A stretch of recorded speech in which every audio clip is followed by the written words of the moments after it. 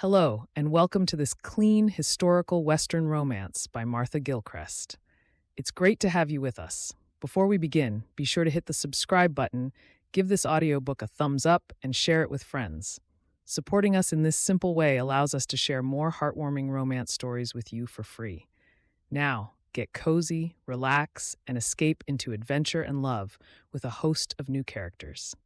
Enjoy. The following book is the copyright of Martha Gilchrist. A Brave Bride for the Lawman by Martha Gilchrist. Chapter 1. Pittsburgh, Pennsylvania, 1887.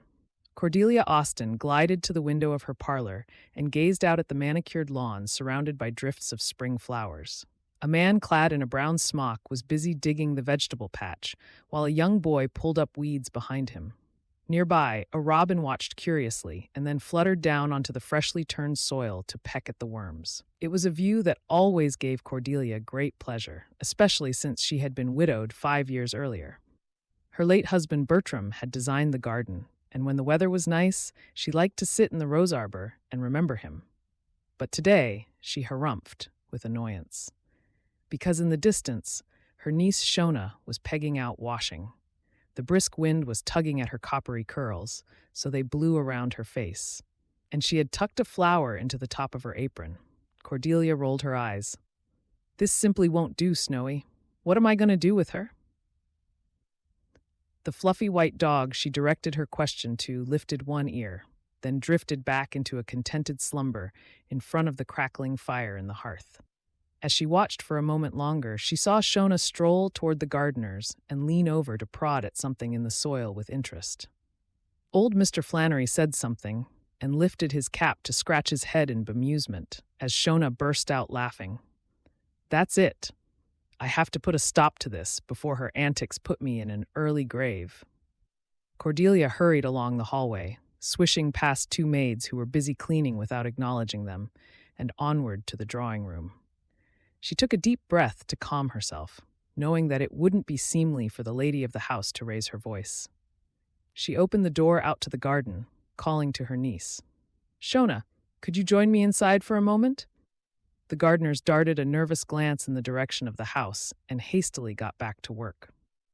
Mrs. Austin always said that idleness was a sin, and they didn't want their wages to be cut, even though it was Shona who had distracted them from their task. "Coming, Aunt Cordelia." Shona hoisted the empty washing basket onto her hip and wandered through the garden, plucking a couple of blooms on her way. "Shall I put these in a vase for you? They will smell lovely in your parlor." Cordelia pursed her lips and went to stand in front of the fire. The maid had just lit it, and despite the thick velvet drapes and soft rugs on the floor, the large room was still chilly, which put her in even worse of a mood. She rubbed her hands together and sighed wearily, suddenly wishing her brother and his wife were still alive to take care of the high-spirited young woman who was now her responsibility. It was hard to remain annoyed with Shona for long, as she had a sunny disposition, but the fact remained that it was down to her to ensure her niece married well, a task that was proving harder than she would have imagined. "What have I told you about doing chores like pegging out the washing, Shona? That's what I have maids for." Shona shrugged and took a deep sniff of the flowers she was holding. "I don't mind in the slightest, Aunt. They were busy cleaning, and you know Mrs. Bessom's arthritis is bad at the moment. I figured it would be quicker for me to do it than watch her struggling outside." "That's very commendable, but you're missing the point." Not for the first time, Cordelia wondered whether her late brother, Albert, had instilled any sense of propriety in bringing up his daughter. Shona's mother, Ada, had been far too soft on the girl as well, she recalled, letting her run amok in the paddocks behind their home just outside Pittsburgh, instead of teaching her how to be ladylike. "Surely it's not a bad thing to help someone?" Shona asked mildly, raising her eyebrows. "Now you're twisting my words," Cordelia grumbled. She pulled her lace shawl tighter around her shoulders. "You're almost 23 years old, Shona. It's high time you were married, and you know very well that coming from a wealthy family means that certain rules must be observed." She sighed with exasperation again. "How will you command any respect when you have your own maids if they see you jumping in to do their jobs?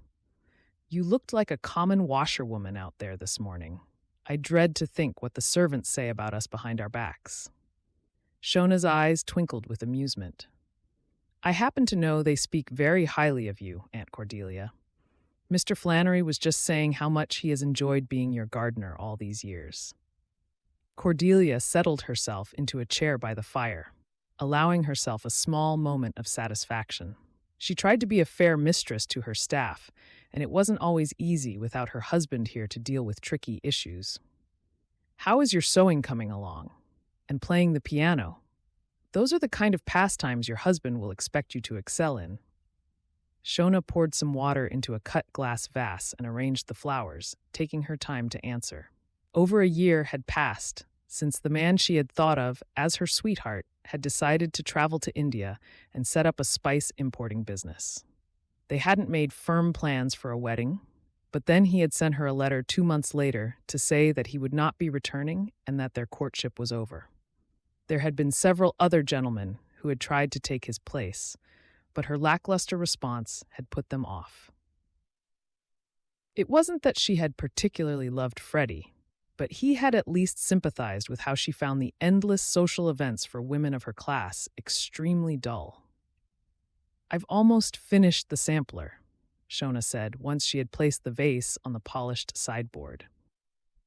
"Would you like me to fetch a coffee for you, Aunt? I thought I might meet with the church ladies in town this afternoon so we can plan the next fundraiser for the orphanage." Cordelia sniffed and gave her niece a sharp look. "That won't give you much time to get ready for our dinner tonight. I want you to look your best for Mr. Wren, dear. In fact, why don't you ask Mrs. Bessem to send some coffee through, and then you can read to me. I don't want you overtiring yourself before this evening." Shona looked at her reflection in the mirror for a moment longer than usual. Her favorite maid, Patty, was busy lacing up the new blue velvet gown that her aunt had purchased for the season. She fastened a sapphire necklace at her throat, noticing that it set off her blue eyes in a way that she knew her aunt would approve of. The gown was cut high enough to be modest, but the ruffles and lace trim showed that it had been made by an experienced seamstress and was expensive. She knew it was exactly the look of understated wealth that Cordelia wanted to convey to the Wren family for tonight's gathering. "I would have been happy enough wearing my gray calico dress," Shona gasped as Patty tightened the stays. "Mrs. Austin said I was to make sure you have the velvet gown on," Patty replied, turning pink with the effort of tugging the laces to show off Shona's neat waist. She gave Shona a grin in the mirror. "You know, she thinks you're a tomboy. Ma'am, you're exactly the same as my sister, the way you prefer practical clothes over fancy gowns." "Your sister sounds very sensible, Patty. I shall hardly be able to eat a thing in this corset." Shona slid a jeweled comb into her hair to complete the outfit as Patty stood back to make sure she looked just right. "I would give anything to have a gown like this," Patty said wistfully. Shona felt a pang of guilt. "I must sound terribly ungrateful to you." The maid shook her head hastily. "Oh, no, ma'am. I'm sorry. I shouldn't have said that. You were born to a wealthy family, and it's just how things are. Your aunt pays her maids better than some other folks, and I'm saving up for some sprigged muslin to have a new gown for Sunday best. I ain't complaining." Patty hurried away to polish the furniture in the dining room, leaving Shona with her thoughts. Their guests would not be arriving for a while, and Cordelia had told her she should work on her embroidery until she was called. A scratching sound at the door brought a smile to her face. She jumped up to open it, and Snowy bounded in, wagging his tail. Shona lifted the dog up and ruffled his ears. "I hope your paws are clean, Snowy," she said. The dog settled in her lap and yawned. Shona knew he would be asleep again within minutes and felt rather envious. She would have liked a snooze herself, but Aunt Cordelia would expect her to make sparkling conversation with James Wren during dinner. Even though her day had been so dull, she wondered what she would be able to talk about. She reached for her book. It was all about life on the frontier, where cattle roamed the plains, and sheriffs tried to uphold the law against dangerous cattle rustlers. She was meant to be reading a weighty tome Aunt Cordelia had given her about etiquette, but this was far more interesting. Her fingers traced the writing on the first page. For your 10th birthday, Shona. With love from Mama and Papa. It was one of the few things that had been saved from the fire which had swept through her family home 8 years ago, killing her parents and destroying practically everything in the house, which was why she treasured the few items she still had. Thinking back to when her parents had still been alive had gotten easier over the intervening years. At first, she had been full of grief, but now she could remember them with love, and she liked to reminisce about her childhood with Patty. Her papa, Albert Gordon, had his own business supplying lumber to the rapidly expanding towns and cities on the East Coast. Because of this, he had insisted that they should live on the edge of Pittsburgh on a small block of land rather than in the brownstone houses at the center of town that most of the business owners favored, wanting to be close to their offices. Unlike most men, he believed that his daughter should get outside in the fresh air. To Cordelia's horror, he had even given Shona her own horse one snowy Christmas. He was owed money by a customer who was down on his luck and had accepted the black mare called Raven as payment instead. It had been one of the best days of Shona's life, and from then on, she had devoted every spare hour she had to grooming her precious horse and learning how to ride from their neighbor, an eccentric old-timer who had broken horses for a living in his youth. Shona glanced at the locket on her dresser, which she had taken off for the evening. It held a lock of hair she had clipped from Raven's mane. After the fire, when she had come to live with Aunt Cordelia, she knew it would be impossible to keep the horse, and she could still remember sobbing as she'd watched her mare being ridden away by the new owner.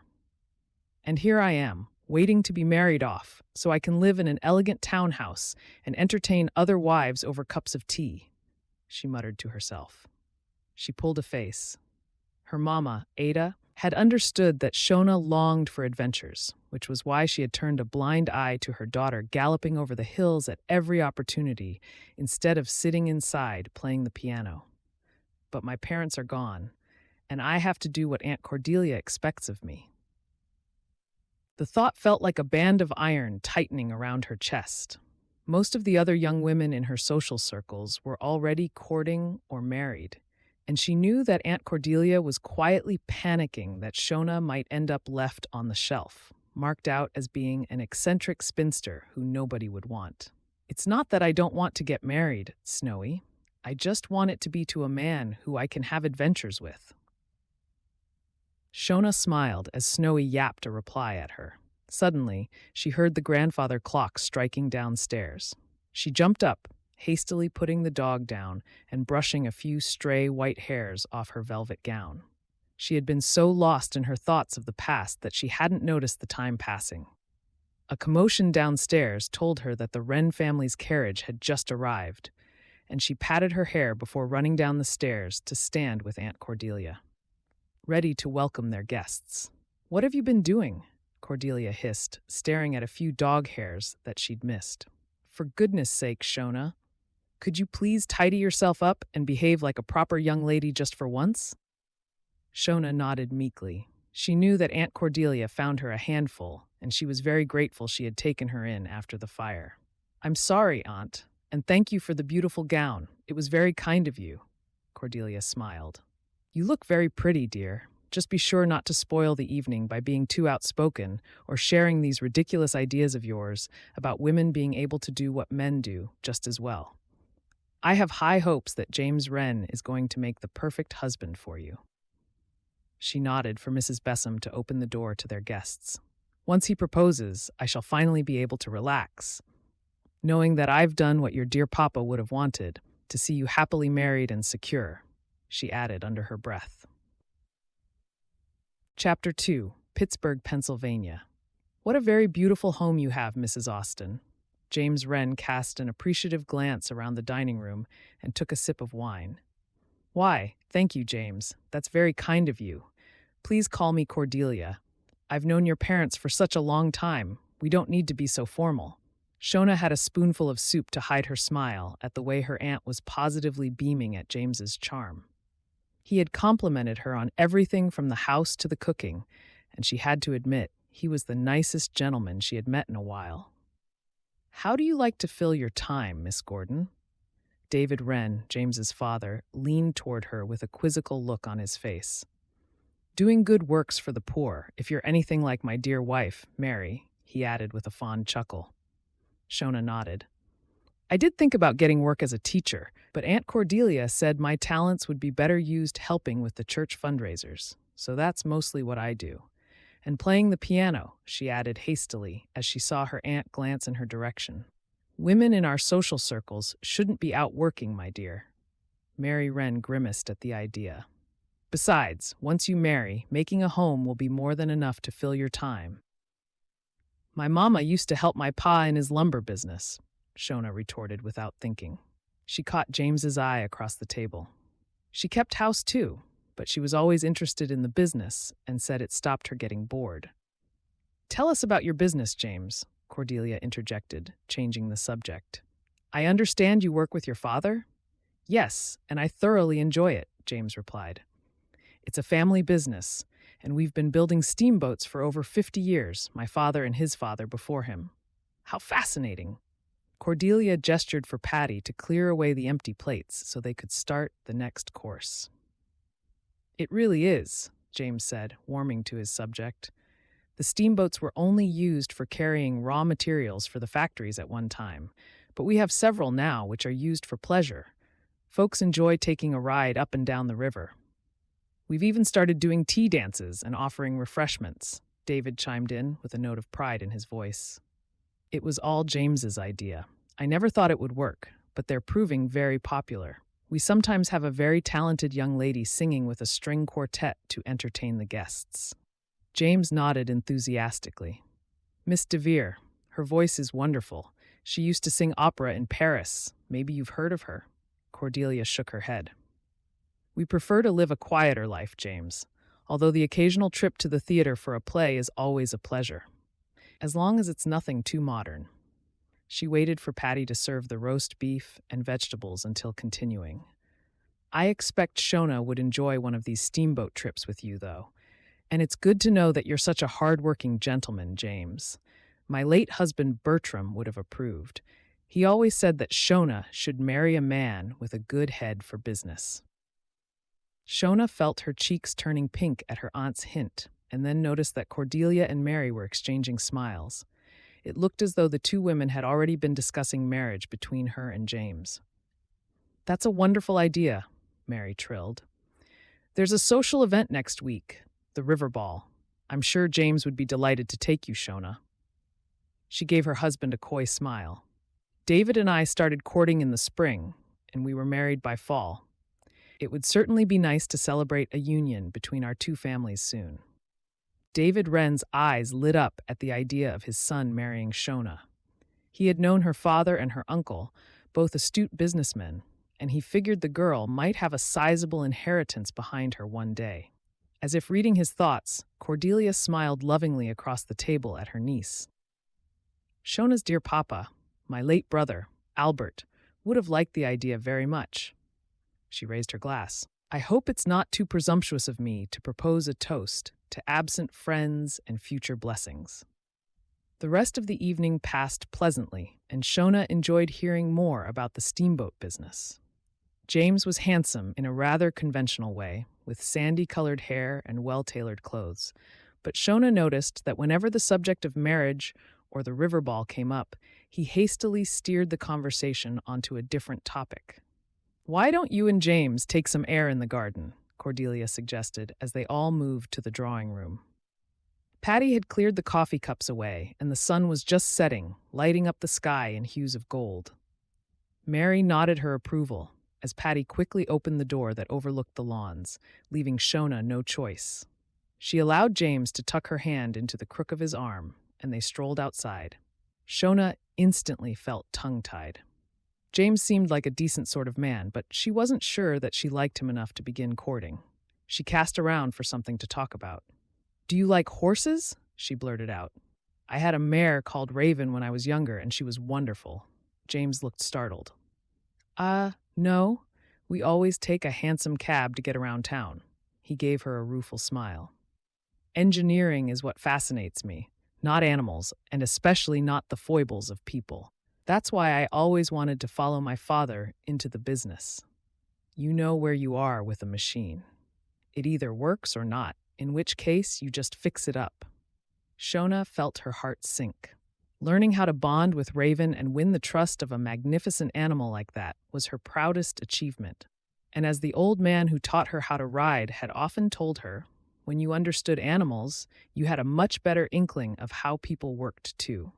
The river ball sounds interesting, Shona said, trying not to feel too disappointed in his response. I'm not usually one for dancing. I prefer being outside, to be honest. She pointed at the vegetable bed and grinned. Mr. Flannery, the gardener, is teaching me about growing vegetables, but don't tell Aunt Cordelia. She'll say it's not a ladylike pursuit. Not that I don't want to come to the ball, of course, she added quickly. I don't usually get involved in the dancing either. James shrugged. There are usually plenty of young ladies who want to waltz, but I prefer to sit at the back and listen to Miss DeVere singing. He sounded momentarily wistful. Shall we go back inside? It's probably getting a bit cold for you now. As they got closer to the drawing room, the conversation drifted out to them. I do think they would be perfect together, Mary. You've raised James to be a true gentleman. Shona will inherit everything from me when I pass, and she already has money in a trust fund from her father. It will make me feel much happier about her financial security to know that she will be married to someone in our social circle, from a good family. Shona paused in the shadows. It was the first she had heard that her aunt was leaving everything to her. As she thought about the implications of what her aunt expected from her, she felt the familiar sensation of tightening around her chest, as though she was like a bird trapped in a cage. I don't think we'll have long to wait for a proposal, Cordelia. There are so many young ladies with their eyes on James who are little more than fortune hunters. Knowing that Shona is a woman of means is very reassuring. I'm sure they will fall in love once they get to know each other better. James let out a quiet sigh and glanced at Shona as though he wanted to say something. But before he had a chance to speak, Patty appeared in the window to draw the drapes. Are you coming back in, ma'am? Or shall I fetch your fur stole? You don't want to catch a chill. No, we've seen everything in the garden. Thank you, Patty. It's all arranged for the river ball next week, dear, Cordelia said happily as they stepped back into the drawing room. Mary has very kindly invited both of us, so I shall be able to chaperone you. I'm looking forward to it, Shona said, nodding her thanks to James's parents. Splendid. David Wren rubbed his hands together and leaned on the mantel over the fire, looking pleased with himself. It has been a most delightful evening, Cordelia. And as you said earlier, let's hope both our families have many blessings ahead. He beamed at Shona, who was still standing next to James. You make a fine-looking couple. I expect your engagement will be in the society pages of the Pittsburgh Chronicle in no time, especially once you've been seen together at the ball. The weeks soon passed, and Shona paused in front of the mirror in the hallway to tidy her hair as her aunt excitedly hurried to the front door to let James in. The fact that Cordelia hadn't even waited for the housekeeper to do it for her spoke volumes. How lovely to see you, James. Cordelia clasped her hands together with delight. I saw the announcement in the newspaper yesterday. I've already had 3 letters of congratulations delivered this morning. Your engagement is the talk of the town. Thank you, Cordelia. Mama asked me to invite you for dinner next week if you're free. James took his hat off. Is Shona at home? I wondered if she might like to come for a walk around the park with me. It's a lovely day, and I know she enjoys being outside. Cordelia gestured for James to come in. Dinner would be perfect. We can start making plans for the wedding. Shona put her bonnet on and brushed a kiss on her aunt's cheek. It was 2 months since the river ball, and her courtship with James had been so fast that she could barely believe she would be married before the summer was over. Would you like me to fetch anything while I'm out? In the bright sunlight that streamed through the open door, Shona noticed that Cordelia was starting to look like an old woman, and she felt a sudden rush of affection for her. No, Shona. Remember, that's what the maids are for. Cordelia reached up to tweak Shona's bonnet. Make sure you don't get any sun on your face, dear. Freckles are most unbecoming, especially with your coloring. Your mama never cared about it, but with the wedding coming up, Shona chuckled. I know, I must look my best, she finished for her aunt. Do you ever daydream about boarding one of your steamboats and traveling as far as you could go? Shona mused as they strolled around the park. She tipped her head back for a moment, enjoying the sun on her cheeks before guiltily pulling her bonnet forward again. James looked puzzled. Leaving Pittsburgh, you mean? No, never. He nodded politely to another couple who were walking arm in arm. Besides, the steamboats we build aren't suitable for crossing oceans. Shona suppressed a sigh. As much as she liked James, he often took her talks of adventure rather too literally. She had shown him her book about the frontier once, and he had dismissed it as a place that was full of drifters and outlaws, lacking all the sophistication of the East Coast that he most enjoyed. I didn't mean to actually take the steamboat across the ocean. I was just thinking about seeing other places, that's all. Pa and Ma used to travel, looking for new sources of lumber for their business. Ma said there was nothing more exciting than the steam billowing from the train and setting out to somewhere new. I suppose we could travel one day, James said hesitantly. Won't it be very uncomfortable on the train? We won't notice that, Shona said, laughing. Not with so much to see outside as we're passing through. You're very different from most young ladies I've met, James replied, laughing back at her. Shona shrugged. I think Ma and Pa gave me a taste for adventure. But after the fire, I guess I lost it. Aunt Cordelia is very protective. She's raised me since my parents died, so I've always felt I have to do what she thinks is best for me. I can understand why. James looked suddenly serious. The wedding will be here before we know it. Shona nodded, trying to ignore the tightness in her chest that always appeared when she thought about being married to James. Your mother said that Miss DeVere will be singing after the wedding supper. She looked up at James. She's very pretty and talented. A flicker of emotion passed across James's face, and Shona's suspicions were confirmed. She stopped and turned to face James, holding his gaze. I have to ask you this. Are you in love with Miss DeVere? She said softly. James gasped with shock and quickly looked away. Of course not. Why would you suggest such a thing? I'm marrying you, Shona. Don't be silly. Shona shook her head slightly. I've noticed that every time you talk about her, your demeanor changes, James. I'm right, aren't I? There was a long pause before James met Shona's eyes again. Yes, I do love Maisie DeVere. I've been trying to pluck up the courage to tell you, but your aunt and my parents were so happy about the idea of you and me courting, and then Pa started telling everyone that we were practically engaged. It all happened so fast. I'm sorry, Shona. I've treated you very badly. Can you forgive me? Is there something wrong with me? First Freddie, and now James. The thought gave Shona a pang of regret and shame, but then she realized that she had always known ever since the first night when James had come to dinner and his eyes had softened as he spoke about Miss DeVere. It had been the same every time since, and when James had taken her on the steamboat to listen to a concert last week, she had noticed that his eyes had been drawn to the singer, like a moth to a flame. A sharp retort was on the tip of her tongue, but looking at James now, he seemed to be filled with remorse. I guess we can't help who we fall in love with, she said slowly. I'll do the decent thing, Shona. I don't want to damage your reputation. James looked dejected. Maybe Maisie will leave Pittsburgh, and I'll forget about her. Our wedding will still go ahead if that's what you want. A sudden memory of her parents laughing together on their veranda came back to Shona. They had been so in love, and she knew she could never settle for less. Even though part of her wanted to please her aunt and marry James to fulfill everyone's expectations, she realized it would never work. If you love her, you must tell her, Shona said firmly, giving him an encouraging smile. By the way, James's eyes lit up. She knew it was the right thing to say. But what about my parents and Cordelia? They'll get over it, Shona said. You really are a remarkable woman, James said, shaking his head. I wanted to love you, Shona, but my heart kept pulling me back to Maisie. Whoever you end up marrying will be a very lucky man. I'll be sure and tell him that, Shona said dryly. As James walked her back home, Shona was full of mixed emotions. Part of her was dreading seeing how disappointed Aunt Cordelia would be, but also, she felt as though she was being given a glimpse of freedom.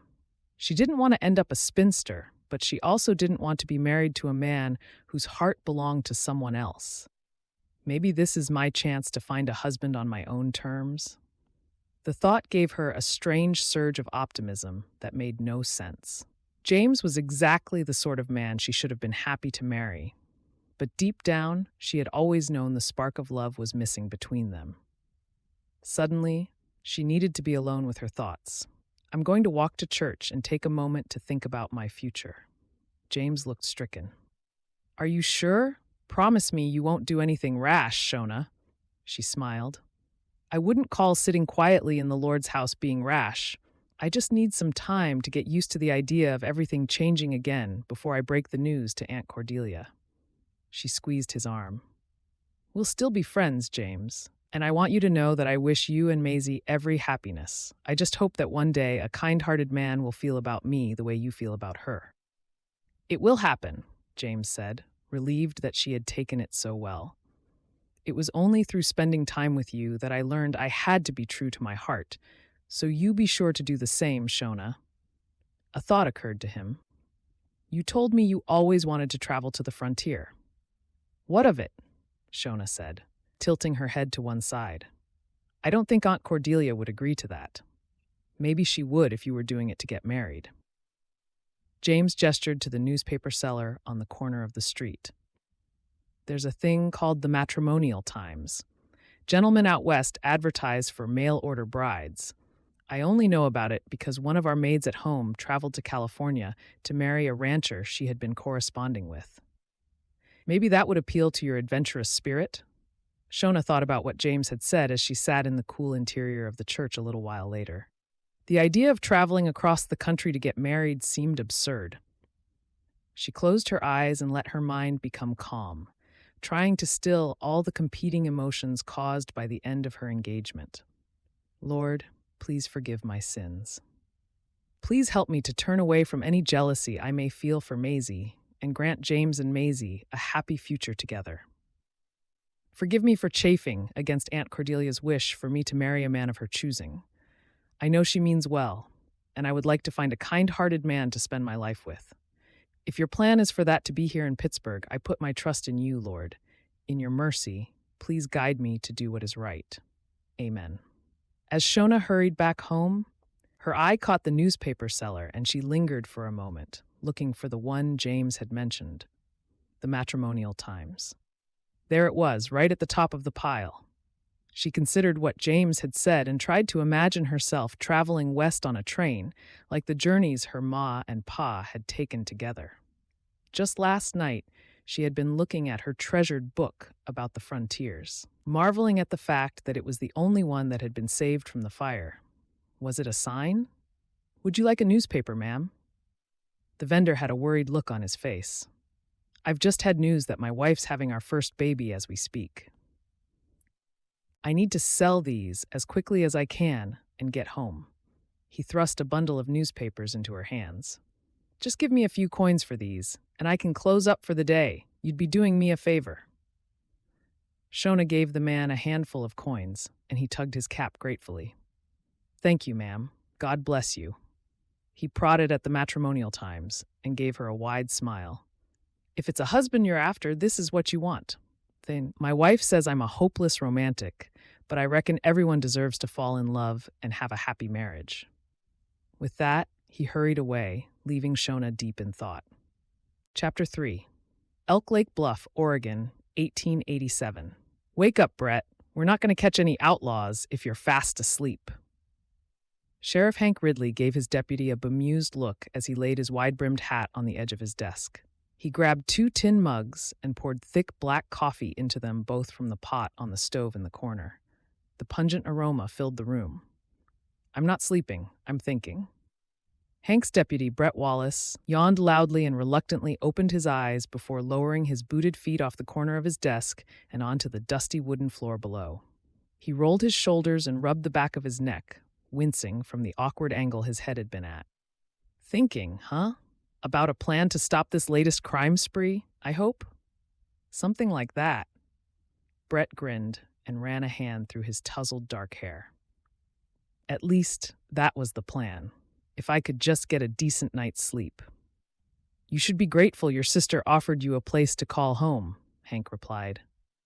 It beats being at that flea-bitten guest house you were thinking of staying in. Brett took a long sip of his coffee, gradually shaking off his wariness. Hank was right, of course. He had been back in his hometown of Elk Lake Bluff for a couple of months now, and it had taken him a while to adjust after traveling all over the country as a lawman for the railroads. At first, he had politely refused his sister's offer that he could stay at the ranch on the edge of town where she lived with her husband, Nate, and 1-year-old twins, Poppy and Josh. Anna had all but given up on being able to have a family after several failed pregnancies. So when they had finally welcomed their twins into the world, it had felt like a miracle. And Brett had been wary of getting in their way. But Anna had persisted. The final straw was when she told him he was being as stubborn as a mule for no good reason, and pointed out that Poppy and Josh loved having their uncle around. How could I say no? If I don't have children of my own, I want to be the best uncle I can be. He smiled at the memory and drained his coffee before filling his mug up again. Secretly, he adored living at Green Acres Ranch with his family. But Poppy and Josh were going through a phase of waking up in the night, which meant he was bone tired. In fact, he had snuck into town before dawn just so he could have a couple of hours of sleep to get ready for the day. He just hadn't counted on Hank finding him dozing at his desk. Any more news about the Muswell gang? Brett stood up and walked to the wall between their two desks, where he had pinned some artists' images of the men who they were struggling to track down and apprehend. I can't understand how they're managing to commit so many crimes, but we're still not sure who they are. Hank joined him and gazed at the pictures.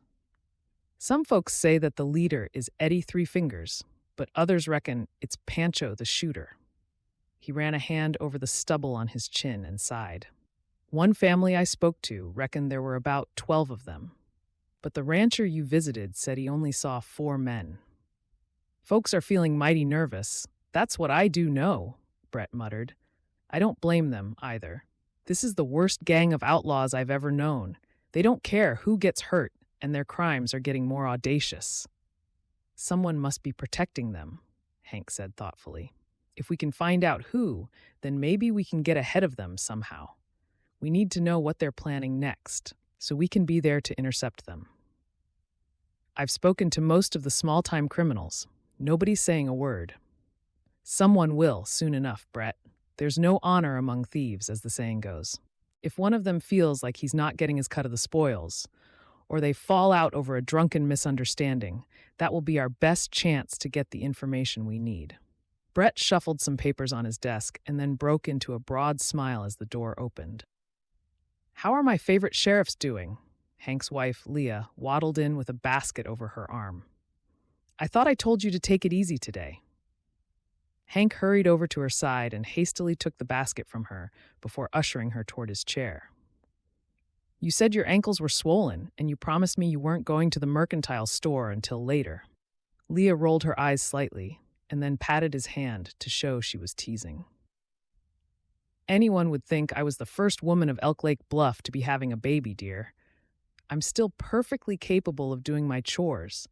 Besides, how else am I going to keep up with what's happening in town if I don't see my friends? He's just making sure you're safe, Brett said. The Muswell gang have been operating closer to town lately. I've told Anna and Nate they need to take care as well. Hank shot his deputy a look of gratitude. If he said too much to Leah, she accused him of fussing, but she might listen if Brett told her instead. It was a fine line between not wanting to worry her about the gang when the baby was due soon, versus making her understand that she had to be sensible. Well, I guess if Anna's being careful, I should too, Leah said reluctantly. She gave Brett a shrewd look, noting the disheveled hair and stubble on his chin. Did you have any breakfast? She didn't wait for an answer. There are ham rolls in the basket for you both. You can't catch outlaws on an empty stomach. Brett didn't need telling twice, and he grinned as Leah handed him the food wrapped up in a muslin cloth. Anna's run off her feet with the twins, and Nate's busy on the ranch. I don't like to make any noise in the kitchen if I get up early. It's easier to buy something in town, but I ain't gonna say no to one of your rolls. I can't imagine what it must be like with twins to care for. Leah handed some food to Hank, her gaze softening as he laid a protective hand over her swollen belly for a moment. Nate and I keep saying she should have someone come in each day to help, but she's adamant she can do it all herself. Brett wolfed down the last mouthful of his ham roll and licked the crumbs off his fingers. I'm going to take a walk down the street and speak to Claude at the saloon. He might have heard a few rumors from his regular drinkers. Good idea, Hank nodded. Let's hope the whiskey has loosened a few tongues. Maybe you'll see that pretty barmaid, too. You're not getting any younger, Brett. Have you told her you like her yet? I don't have time for courting, Brett mumbled. He felt his usual good mood turn gloomy. She's stepping out with one of the ranchers on the far side of town now, anyway, he added. I've got to be on my way, too, Leah said, struggling to her feet. I'm hoping my handsome husband will escort me home, seeing as it's not safe to walk the streets, apparently. She gave Hank a playful nudge, followed by a kiss on the cheek, which made him blush. Brett thought about Hank's words as he strolled down the street, nodding greetings to the folks that he knew. His sister Anna had said the exact same thing to him a few days earlier. Now that you're home, why don't you find a nice young lady and get married, Brett? You've traveled so much, and now it's time to put down some roots and have a family of your own. She had given him a fond look. I can see by the way you are with Poppy and Josh that you'll be a wonderful pa if that's what you're worried about. They had shared a look of understanding, not needing any words to communicate on that particular issue. Their father had been a violent, angry man who had mixed with bad company and eventually died in a fistfight of his own making. Brett had always had a lingering fear that he might turn out the same, which was why he had jumped at the chance of being a lawman. Although he had never admitted it to anyone, Anna knew that it was his way of proving to himself that he could be a man of integrity and honor instead of being a scoundrel like their father. As he turned the corner and the saloon came into view, Brett sighed, acknowledging to himself that he was lonely. His thoughts had been turning toward romance recently. But the only person who had caught his eye was the barmaid at the saloon, and she always had so much attention from the other customers that he had given up before even starting. And now it was too late because she was courting someone else. He could have kicked himself. Anna always told him he needed to be more spontaneous, but it didn't come naturally to him. Being a lawman had molded him differently. He liked to get to know people first before calling them a friend, or more. Elk Lake Bluff isn't exactly brimming with suitable women who are looking for a husband, he reminded himself, trying to justify why he was still alone. His traveling lifestyle had never allowed him to stay in one place long enough to start courting someone. And now that he was back home, like most frontier towns, the place was full of miners, ranchers, and itinerant men moving from one job to the next. Single women were few and far between and tended to get snapped up in no time. He thought back to the loving look which he had seen pass between Hank and Leah earlier. It was as plain as the nose on his face that Hank was smitten with his wife, in spite of everyone thinking he was a tough, grizzled sheriff who only cared about putting outlaws in jail. Brett had known him for years, and oddly enough, seeing another side to Hank gave him hope that he would find a good woman to love as well one day. If Hank managed to sweep me off my feet and get married within months, you can do the same, Leah had whispered recently with a wink. We just need you to find a kind-hearted lady who wants to marry a sheriff. Just as he was about to enter the saloon, Mrs. Jukes, the owner of Jukes's matrimonial bureau, hurried past him, deep in conversation with an older woman he didn't recognize. He caught some of their conversation. So many charming young women coming west. If only the men would realize that it's a perfectly acceptable way to meet a delightful wife. I've been invited to dozens of weddings and christenings by my happy clients. He paused and watched her retreating back through narrowed eyes. Anna had suggested he should place an advertisement for a mail-order bride. but he had shut down that idea immediately. But maybe there was some merit in what he'd just overheard Mrs. Jukes say. He knew of at least 3 ranchers who were happily wed to mail-order brides. "Maybe I'm being as stubborn as a mule again," he muttered with a wry smile. Anna was rarely wrong, as she liked to remind him. "Whiskey?" Claude Watts paused from wiping a glass and reached for the whiskey bottle behind the bar. "Not this early," Brett chuckled. "I'll have a coffee if you've got one brewing."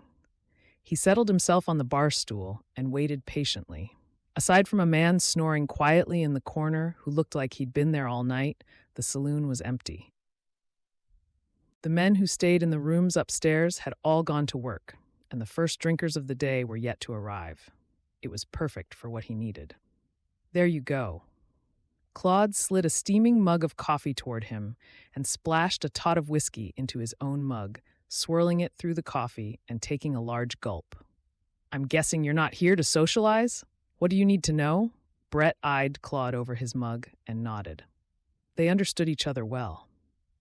"Did you hear about the Muswell gang's latest raid?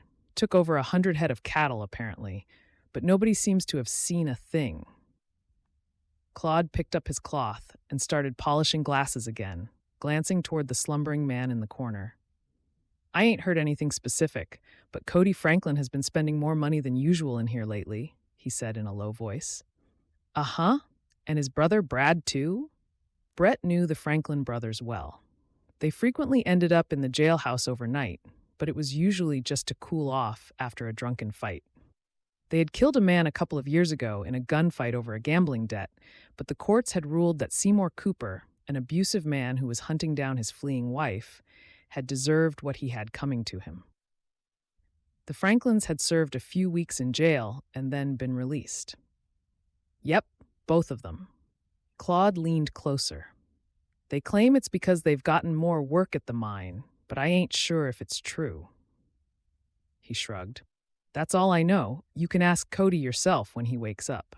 Brett looked at the man in the corner. His mouth had gaped open as he snored, and his arm lolled over the edge of the chair. Cody Franklin looked more like a vagrant, down on his luck, than part of a vicious gang. "Just keep an eye on him, Claude, and let me know if you hear anything else."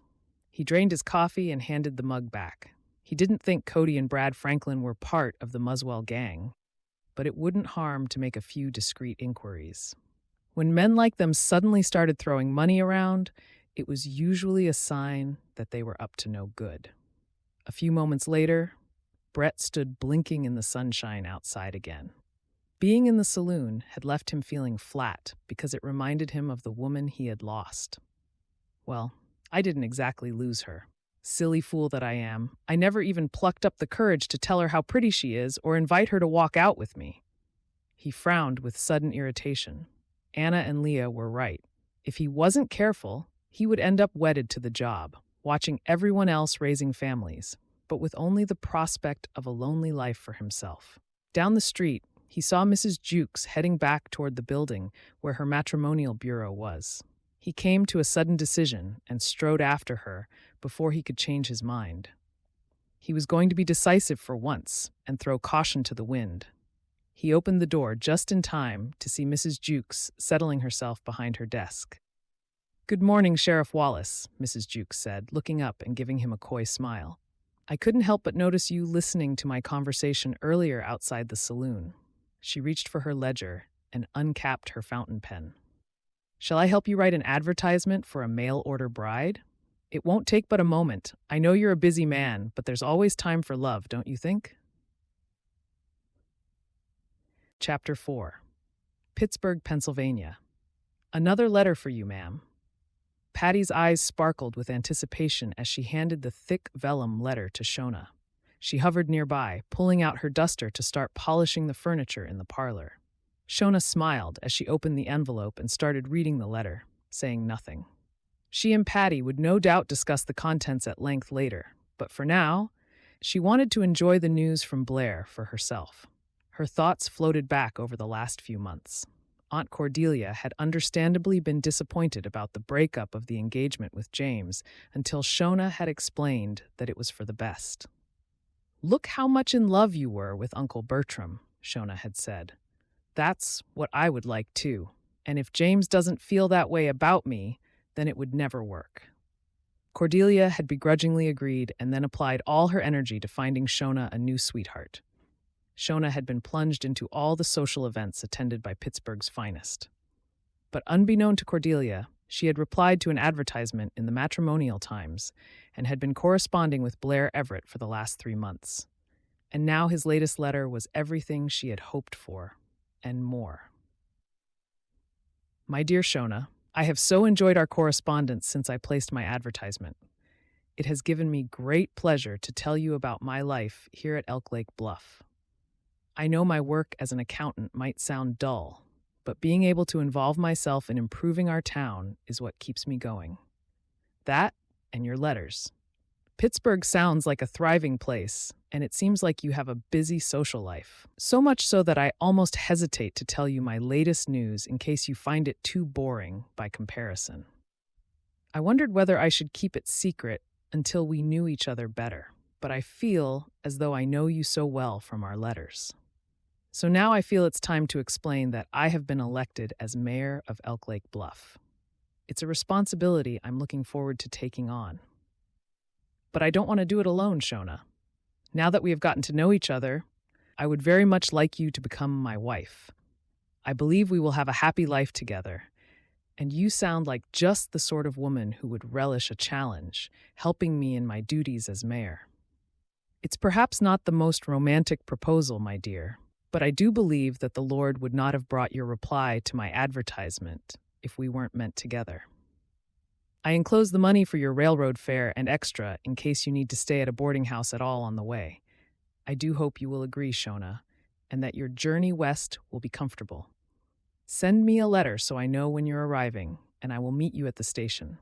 Yours, in anticipation, Blair Everett. Shona clasped the letter to her chest and sank back in the armchair, soaking up the good news. Did he propose? Are you getting married?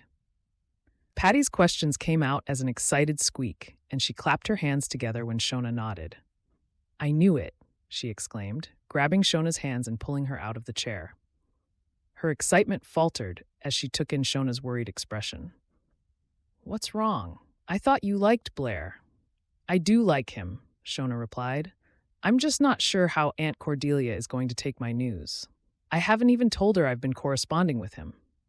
The parlor door creaked open, making Shona and Patty jump guiltily. And what news is this that you're talking about? Cordelia pursed her lips. I could tell you've been up to something, Shona. I'm not blind. Perhaps you might tell me what's going on from the beginning. If I'm not mistaken, you have the glow of a young lady who is being courted. Shona took a deep breath, praying that her aunt would forgive the secrecy of how she and Blair had met, and dove into telling her. You're right, Aunt Cordelia. After James broke off our engagement, I decided I had to meet someone my own way. She took hold of Cordelia's hands and gave her a beseeching look.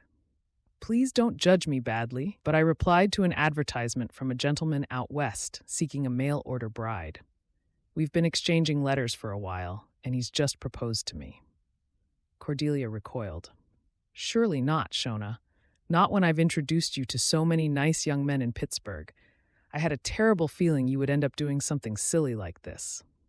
But Blair is a kind-hearted, educated man, Aunt Cordelia, and the town where he lives in Oregon sounds charming. Everyone is friendly, and folks are very welcoming, he says. Well, of course, he would say that, Cordelia said faintly. She gave Shona a stern look and then sighed. You're just like your pa. This is exactly the sort of harebrained idea he would have supported, but I can't give you my blessing. What if this gentleman turns out to be different from what you imagine? How can you marry him when neither of us has even met him? He's an important man in the town, Shona said. A determined tone had crept into her voice. In fact, he just told me that he's the mayor. He didn't want me to know until we'd gotten to know each other better. The mayor? Of the whole town? Cordelia sank into the nearest chair and fanned herself. That changes things somewhat. If it's true, she added. Shona hurried to her side and knelt down. I didn't tell him about my inheritance from Pa, so you don't need to worry that he's only asked me because he thinks I'm well-to-do. Please, Aunt Cordelia, I'll travel out with the other ladies who are part of the marriage bureau, and I promise I won't do anything rash. I have enough money to stay at a respectable boarding house, and if he isn't who he says he is, I can travel back to Pittsburgh. I can feel it in my bones. After being let down by Freddie and then James, I know that Blair is the right man for me." Cordelia squeezed Shona's hands and suddenly blinked back tears. "I know you think I'm an old-fashioned fusspot, but I want you to be happy, dear. The truth is, I shall miss you dreadfully if you travel so far away. The house will be very quiet without you, and I always hoped you would end up living nearby." She gave her niece a smile and dabbed her tears away. "I won't stand in your way. If you think Blair is the right person to be your husband, then I pray that the Lord will bring you much happiness together." "Thank you, Aunt Cordelia." Shona threw her arms around her aunt's shoulders. "I'll miss you too, and I'll write often, I promise. I think we should have a celebratory meal, don't you, Patty?" Cordelia stood up stiffly. "Ask Cook to make Shona's favorite dishes for dinner tonight. We need to make the most of our last few days together." As the train trundled west, Shona felt her spirits rising. It had been a strange mix of emotions during her last couple of weeks in Pittsburgh, alternating between guilt that she was leaving her aunt behind and excitement about the new adventures that lay ahead of her. Thankfully, after her initial reservations, Aunt Cordelia had come around to the idea of Shona traveling to Oregon, which had made everything feel easier. Shona had even heard her mention the fact that Blair was mayor of Elk Lake Bluff to several of her friends with great pride. "Not long now, Miss Gordon." The train conductor paused next to her seat in the dusty carriage in a chatty mood. "You'll find it a bit different from what you're used to back east." Shona glanced around the carriage, which was considerably emptier after their last stop, where a lot of her fellow travelers had disembarked. "I'm not scared of something different," she replied with a smile. "My parents would have been happy to know I was making a new life for myself, and Mr. Everett is meeting me off the train, so I'll be well looked after." The conductor had a new look of respect in his eyes. "Mr. Everett, the mayor, you mean?" "Yes, although he's very modest about his position. I met him once when we had to do repairs to the train at Elk Lake Bluff. He seemed like a decent sort of man." The conductor screwed up his face as he thought back. "He was very keen on establishing more law and order for the frontier towns, as I recall." "That's good to hear." Shona started packing her sewing back into her carpet bag as she glimpsed a few wooden houses in the distance. It looked like the outskirts of a town, which meant they were nearly there. "I hope he succeeds," the conductor replied darkly. "There are too many gangs out in these frontier lands for my liking, stealing cattle, holding up the stagecoaches." He noticed Shona's look of alarm. "Don't you worry, though, ma'am. If you're meeting Mr. Everett at the station, you'll be perfectly safe.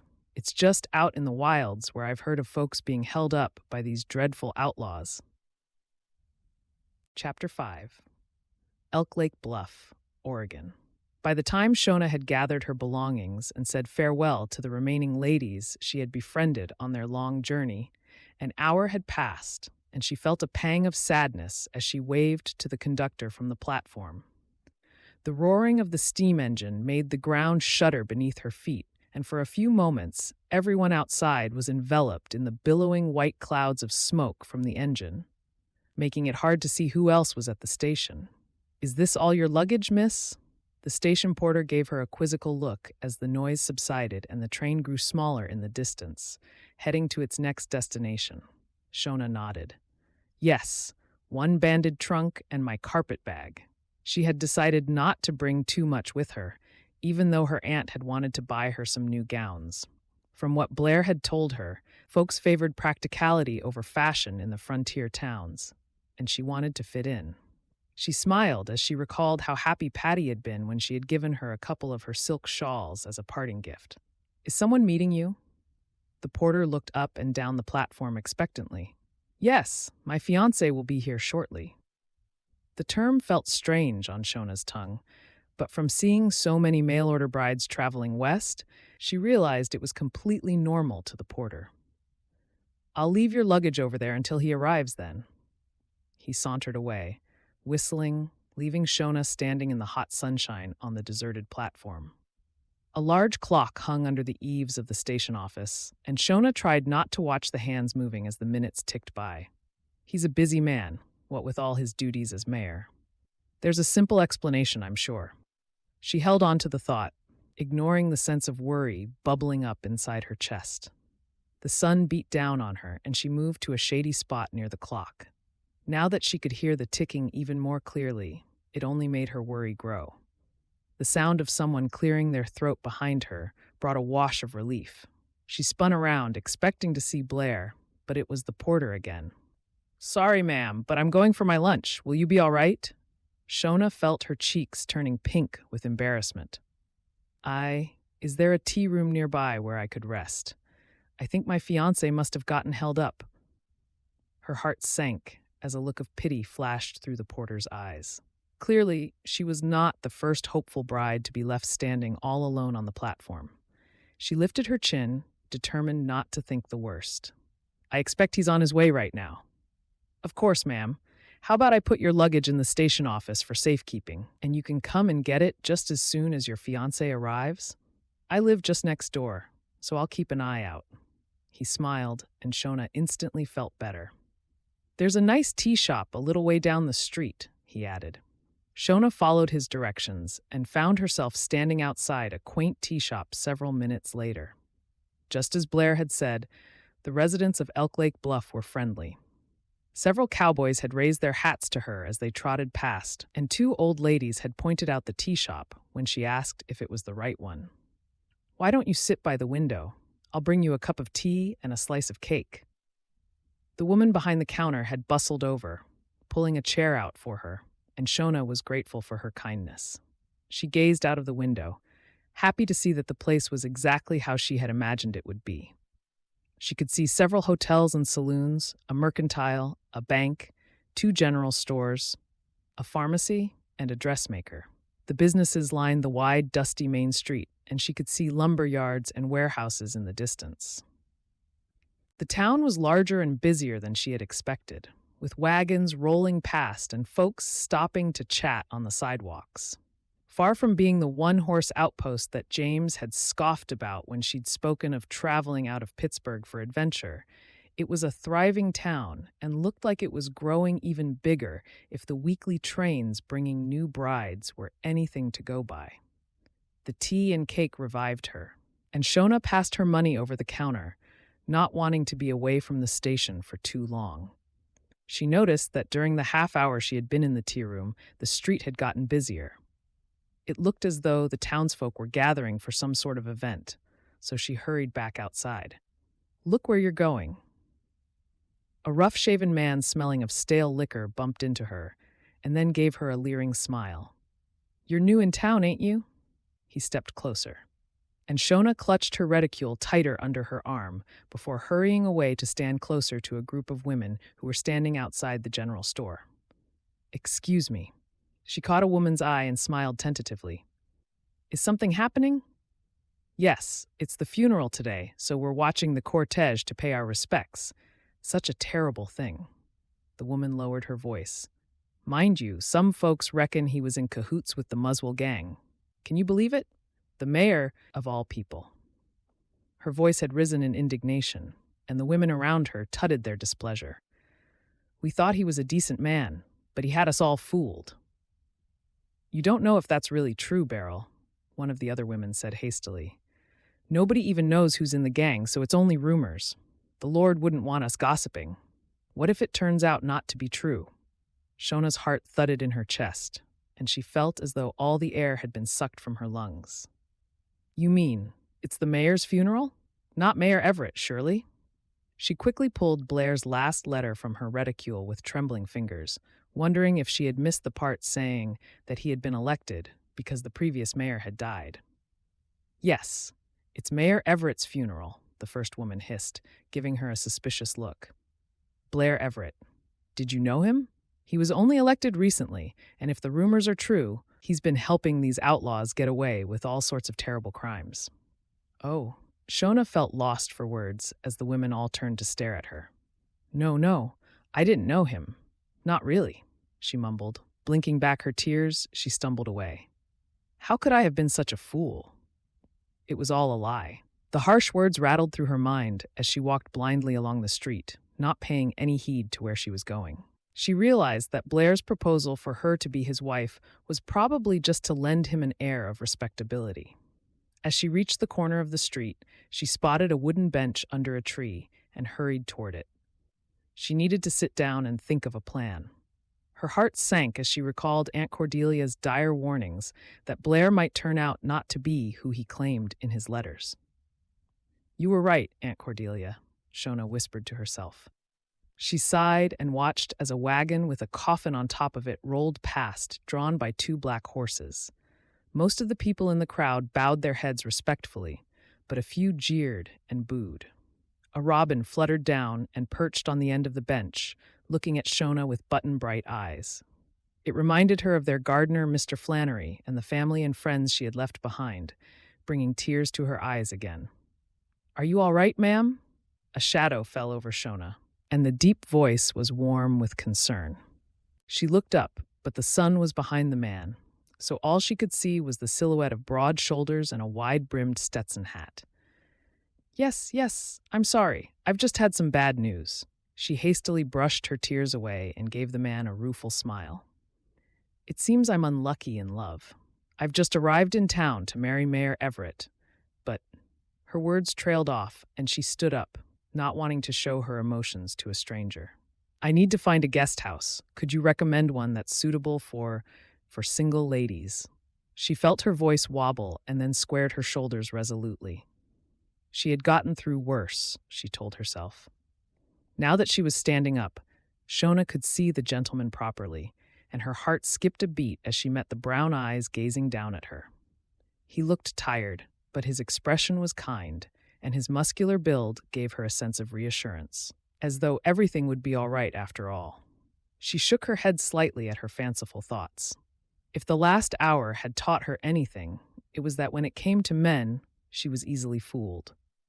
"I do know that the Hummingbird Guest House is often used by mail-order brides who are waiting to get married," the gentleman said. "It's on the outskirts of town." He pointed down the street to where buildings gave way to paddocks and open grassland. Shona adjusted her bonnet. Part of her wanted to walk straight to the railroad station and get on the first train back to Pittsburgh. But how can I say I've wanted more adventure all these years, then give up at the first sign of difficulty? She had a fleeting image of her aunt's friends expressing sympathy and pity about yet another failed engagement and felt her resolve harden. "Thank you. And do you happen to know if there are any suitable jobs for single ladies here? Teaching, perhaps?" The gentleman nodded, and she felt her spirits rising again. She would get a job and stay in Elk Lake Bluff until the spring. If she was careful with her money, she would get by all right, and at least that way, she would be able to experience something different before heading back east again. They sometimes need new teachers at the school, or perhaps one of the tea shops or stores might need a server. Shona nodded decisively. "Things might not have worked out with Mayor Everett, but I'm not going home just yet," she said. She looked around at the town, admiring the backdrop of mountains beyond, feeling the first ripple of excitement again. It looked a lot like the cover of the book she'd had as a child, which felt like some sort of sign from all the times she had prayed about seeing more of the world. "Maybe you'll end up staying?" the gentleman ventured. "It's a good place to put down roots and raise a family," he added. "Well, I'd better get on my way." Shona gave the man a polite nod and marched off toward the guest house, determined to make the best of her situation.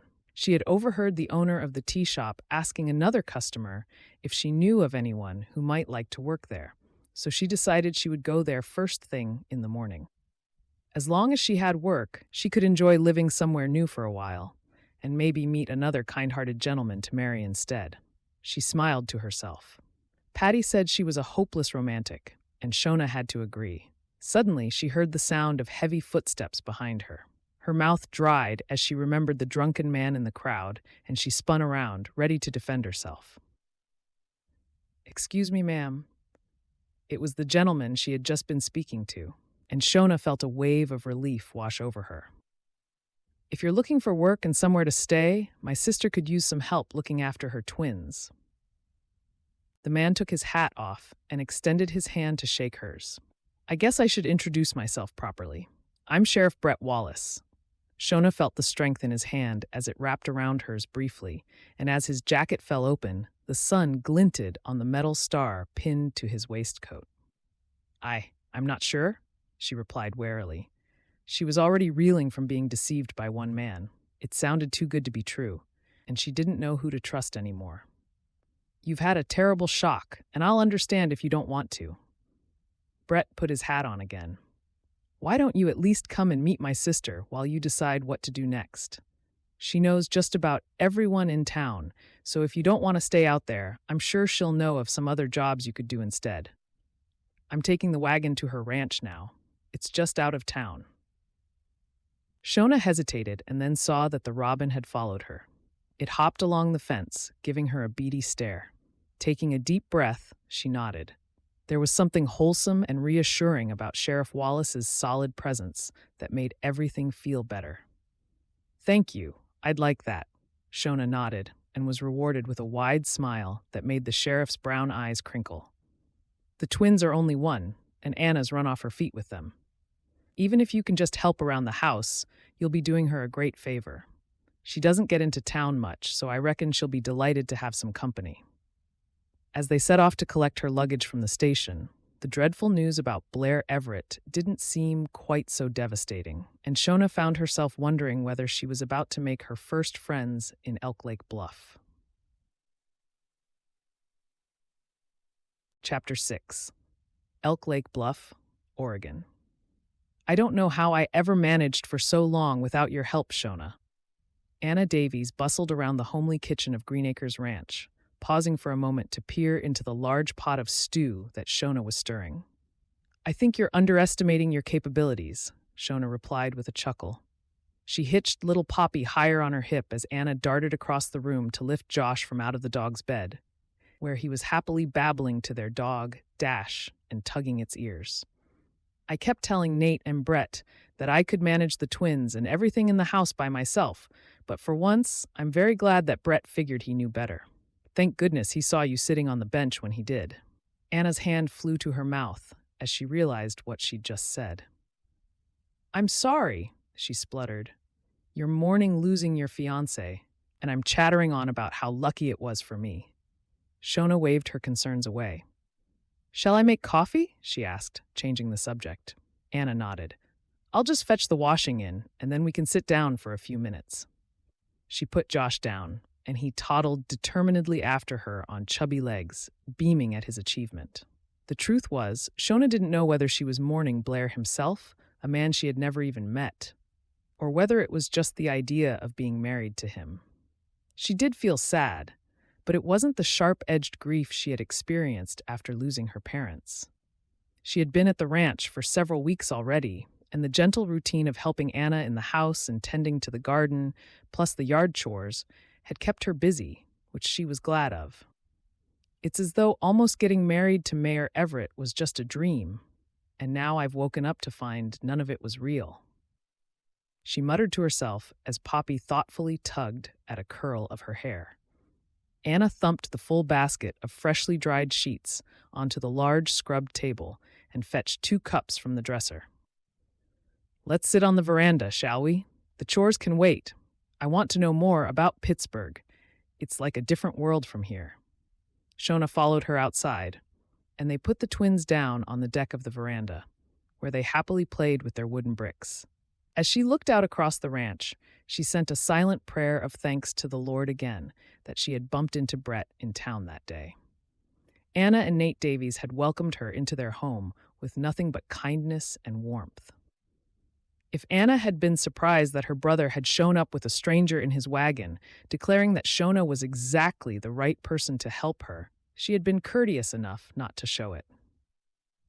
Your aunt must miss you, Anna said, blowing on her coffee. Brett and I don't have any family left. It was just us 2 and our pa for a long time after our ma died, but pa was usually at the saloon or drunk most of the time, so really it just felt like me and Brett were family, she added matter-of-factly. That must have been hard, Shona replied. Brett rarely talked about his parents when he returned to the ranch in the evenings. Finding out that their father had been a drunkard explained why he always sounded slightly gruff if he happened to mention locking up drunks in the jailhouse for the night. We didn't know any different, Anna said lightly. I met Nate when we were only 15. We were young sweethearts, and then we married when I was 20. Her gaze softened as she looked at the twins. It took us 5 years to be blessed with our family, and Brett's a wonderful uncle. She sipped her coffee, although he does sneak away early if they wake up in the night to have a nap at his office, she added with a smile. Shona told Anna how she had lost her parents in a fire and that she had lived with Aunt Cordelia ever since. I need to write and let her know what's happened. She smoothed her apron down, fighting off a sudden pang of homesickness that caught her off guard. The moment passed as quickly as it had come, but it left her with a dilemma. If I tell her the marriage to Blair has fallen through, I'm worried she might insist I have to return to Pittsburgh. It wasn't your fault, though. Anna looked sympathetic. No, but Aunt Cordelia is worried that I'll end up an unmarried spinster. She was never able to have children of her own, so she's rather protective of me. Anna nodded. I can understand that, especially now I've got these two. You'll do anything to keep the people you love safe from harm. Maybe if you explain that you have a proper job and somewhere to live, with the sheriff's family no less, that might stop her worrying. Shona laughed. She liked how direct Anna was when they talked. Living with the sheriff's family has a ring of respectability. I'll try it and let you know if it works. There are plenty of good men out west looking for wives, Anna continued, giving Shona a shrewd look. And you needn't think we never socialize. Living out of town here on the ranch. It's a close community. We have the harvest supper at the end of summer, and then the winter fair. Perhaps I'll get to know a few people through the church as well. Shona gave her host a shy smile. I'll introduce you to our friends, Anna said enthusiastically. Just because it wasn't God's plan for you to wed Blair doesn't mean you should give up on love altogether. That's what I've been trying to tell myself, but I'm not so sure. Give Elk Lake Bluff a chance, Shona. It's the same as I said to Brett. He was so used to traveling all over the place on the railroads as a lawman that he scarcely knew how to stop. But our little town is a good place to settle down and raise a family, I promise. The two women got back to their chores, and Shona thought about Anna's words as she went outside to weed the vegetable patch. A light breeze rustled through the apple trees, and she enjoyed the simple pleasure of tilling the land and harvesting beans and potatoes to go with their stew that night. Since being at the ranch, she had felt a deep sense of peace in spite of the failed engagement. It was as if the Lord had brought her to this place to rest and deepen her faith, and she knew deep in her heart that she wanted to stay. She paused for a moment and pushed back the lock of hair that had fallen over her brow, thinking about the unexpected events of the last few weeks. She felt drawn to pray, turning to the faith that had helped her so many times. Lord, thank you for allowing me to find these kind people who have welcomed me into their home. Please give me the grace to make the most of my time here and show me the path you wish me to take. Thank you for your abundant blessings. In Jesus' name, amen. Shona smiled as she watched butterflies dancing over the flower beds and decided that she would write to her aunt in the evening. She knew that it was only fair to let Cordelia know that she was well and happy, and she would explain that she wanted to remain here until the following spring to give the place a chance, as Anna had encouraged her to do. She was surprised how settled she felt already in these majestic frontier lands. There was something about the big skies and wide open spaces, accompanied by the friendly demeanor of most of the townsfolk, that reminded her of her childhood when her parents had encouraged her to ride out on her horse. I just have to hope that Aunt Cordelia will understand, she murmured to herself as she wandered back to the log cabin to get the twins ready for bed. Evenings at the ranch were Shona's favorite part of the day because it was when Nate returned from wherever he had been working in the paddocks and Brett rode the short distance back from town. She had gotten so used to a quiet house living with Aunt Cordelia that the bustle of being part of a larger family was a glimpse into the sort of life she longed to have for herself, too, one day. The sun was just starting to sink in the west, sending golden, dusty sunbeams between the barns as Shona went across the yard to close the chickens in their coop for the night. She collected the last of the day's eggs from the nesting boxes, still warm from where they had been laid late, and put them in her apron pocket. Then she scattered some corn in the coop, smiling as the hens ran toward her with their comical gait, jostling to be first inside. Once the door was firmly closed, Shona strolled back toward the cabin. Her muscles ached slightly from gardening, but it gave her a sense of satisfaction. She preferred being outside doing something useful instead of the dull hours of playing piano and sewing that she had left behind.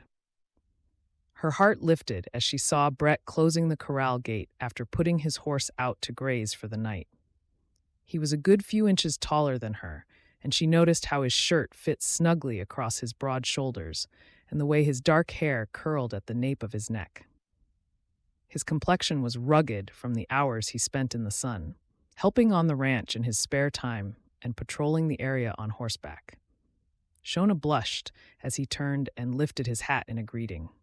She hadn't meant to be caught staring, and she hurried toward the barn to give the cats some milk, hoping that he wouldn't have noticed. A few minutes later, as she was climbing up the veranda steps, she noticed that Anna and Brett were looking at a letter just inside the door, which was still ajar. She paused outside, wanting to give them some privacy, and decided to tidy up the wooden bricks the twins had been playing with. "I thought I would have heard something back by now." Brett's voice sounded slightly anxious. "Tell me again exactly what you said in your last letter to Mary," Anna replied. "I sent her a proposal, just like you suggested."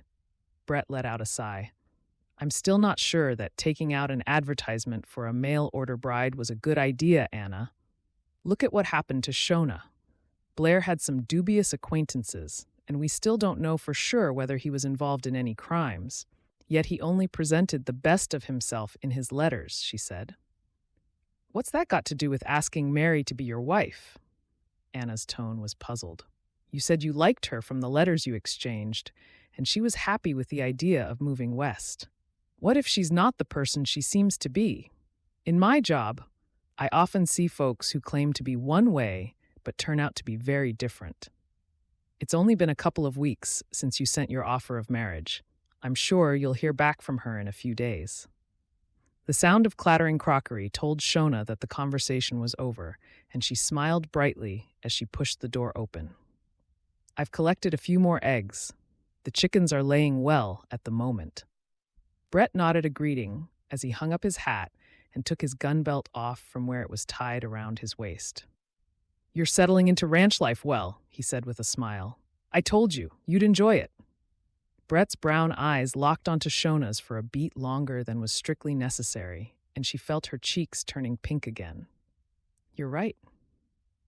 I'm very glad you were so kind to me on the day I arrived." She bustled through to the kitchen to help with dinner, her mind whirring with the conversation she had inadvertently overheard. A thought rattled through her mind. He's almost engaged to be married. How come he never mentioned he was writing to a mail-order bride? Shona shook her head slightly. It was none of her business who Brett was courting, but she had assumed that he would have had no problem meeting someone local. Maybe he never wanted to settle down until now? She thought back to when they had first met after she'd discovered that Blair was dead, and how Brett had said Elk Lake Bluff was a good place to put down roots and raise a family. An unexpected sense of disappointment came over her that she found hard to fathom. Brett had been kind to her, and she was grateful for that, but she knew it was silly to expect anything more than friendship between them, especially now that he's proposed to another woman. As she carried the stew to the table, Brett reached across and took it from her.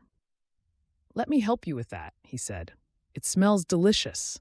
You're a good cook, and Anna tells me you have a magic touch at getting the twins to fall asleep." The corner of his mouth twitched with a smile.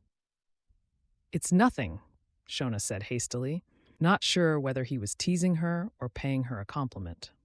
"I'm just doing my job, she added with a shrug. Well, some lucky fellow in town will get himself a wonderful wife if you decide to stay, Brett murmured as she started serving out the food. Maybe we'll have 2 weddings to look forward to if Shona meets a nice gentleman.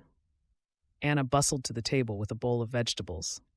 Brett's getting married soon, just as soon as Mary travels out west, she explained.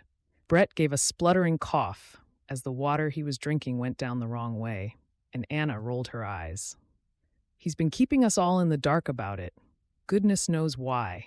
It will make me so happy to see my big brother with a wife and, Lord willing, some cousins for Poppy and Josh soon. She dolloped some mashed potatoes onto everyone's plates.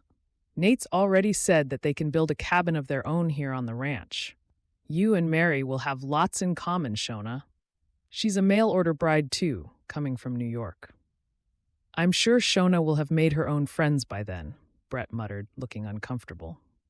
Shona smiled awkwardly, suddenly feeling like an outsider who might not be needed once Brett's new bride was here to help. I expect I'll stay in a boarding house back in town soon. I don't want to get in anyone's way. Oh no, you must stay as long as you want, Anna cried. The twins adore you, and we'd hate to see you leave. Anna glanced at Brett, waiting for him to agree, but Shona noticed that he had busied himself with buttering some fingers of bread for Josh and Poppy. His expression was hard to read, and she couldn't help but wonder whether she should start looking for somewhere else to live sooner rather than later. Chapter 7. Let me fill those for you. Shona jumped at the sound of Brett's deep voice behind her.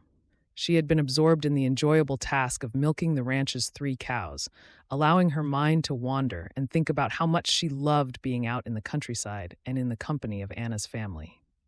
A month had passed already since her arrival, and she had settled in so well that it seemed like a logical step for her to start doing some farm chores as well as helping in the house. Brett lifted the 2 full buckets of water she had already fetched from the pump and poured them into the trough just outside. Shona stood up from the 3-legged stool and moved the pail of milk to one side before untying the cows. They always took a long drink after being milked, and Shona stood patiently next to them before following them over to the paddock where they would graze all day. Thank you, she smiled at Brett, who had opened the gate for her. Aren't you going to town today? Hank said I could have a day on the ranch. Things are pretty quiet at the moment. That's good, Shona replied. It must mean you and Sheriff Ridley are doing a good job. Brett ran a hand over his jaw and gave her a rueful smile. Maybe, although sometimes it's the opposite. I always get a bit worried when the criminals are lying low. In my experience, it usually means they're planning something. Shona felt a sudden sense of foreboding and shivered as a shadow crossed the sun, which he noticed. Don't worry, you'll be perfectly safe out here on the ranch. I always tell Anna to be vigilant. I'd hate for something bad to happen to you, Shona blurted out. I mean, it must be a terrible worry for your family. She added hastily, not wanting to appear too forward. Brett shrugged, but his gaze was dark as he glanced toward the log cabin across the yard. The twins were chattering happily on the veranda under Anna's watchful eye. I guess Anna's gotten used to the idea of me going after outlaws and criminals. There's always a chance of something bad happening, but we don't take unnecessary risks. Hank's wife Leah is expecting their first baby, so he's got a family to think about now. And you'll have Mary to think about soon, as well as the rest of your family, Shona said lightly. Brett mumbled something she couldn't quite catch as he turned to throw an armful of hay into the feeding racks for the 2 young colts who had galloped up at the sound of their voices. They swished their tails and pranced excitedly, nipping each other as they jostled for the food. They look handsome, Shona said, smiling at their antics. Will you train them to work the cattle? They have good conformation. Brett looked surprised at her comment. I didn't figure you'd know much about horses, what with coming from a city. Shona leaned over the top rail of the fence and ran her hand gently down the neck of the largest colt, and he snickered, calming down under her touch. I didn't always live in the center of Pittsburgh. My parents had a homestead on a parcel of land before the fire that took their lives. She paused for a moment. Pa gave me my own horse. I called her Raven because she was jet black and the most beautiful mare I'd ever seen. I learned to ride on her. I'm sorry about your parents, Brett said quietly. I didn't know they died in a fire. He touched Shona's arm lightly in a gesture of sympathy, as though he wanted to protect her. It feels like a long time ago now, but I still miss them. She felt her pulse quicken as she looked up into Brett's face. The sun was angled to the side of them, outlining his rugged features, and her arm tingled from the warmth of where his fingers had brushed against her. I couldn't take Raven with me when I went to live with Aunt Cordelia, she continued. In some ways, that was the hardest part. It was like losing the final piece of the life I had always known from before the fire. Well, now that I know you can ride, how about you come and help me check the fences today? Reckon you can still stay on a horse? Brett grinned, returning to his usual slightly teasing tone. There's only one way to find out, Shona retorted, raising one eyebrow to challenge him. She felt a sudden surge of happiness at the thought of being on horseback again after so long. And in Brett's company, just the two of us. The thought slid into her mind, bringing the color to her cheeks. She had noticed that he often came out to the barn to help her in small ways when he was around. It had gotten to the point where she found herself listening out for him and hoping he would come home from town early. I'll saddle up then, he chuckled. You can ride Anna's mare. She rarely gets ridden since Anna had the twins, so it will do her good to go out and work off some of that grass she's been eating. As Shona hurried across to the log cabin to change into her riding skirt, a smile played on her mouth. She bounded up the veranda steps. Brett has asked me to help him check the fences, Anna.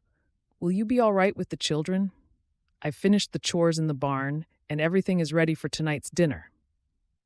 Of course, Anna said cheerfully. It's been bothering me that I don't get out on Millie anymore. She's too good a horse not to be doing any work at all, so you'll be doing me a favor. I keep meaning to get back in the saddle, but there never seems to be enough time. She gave Shona a curious look, noticing the sparkle in her eyes and the flush of pink on her cheeks. If she didn't know better, it seemed like Shona might have feelings for her brother, even if she didn't know it herself yet. As if reading her thoughts, Shona paused on her way in. I used to ride a lot when I was younger.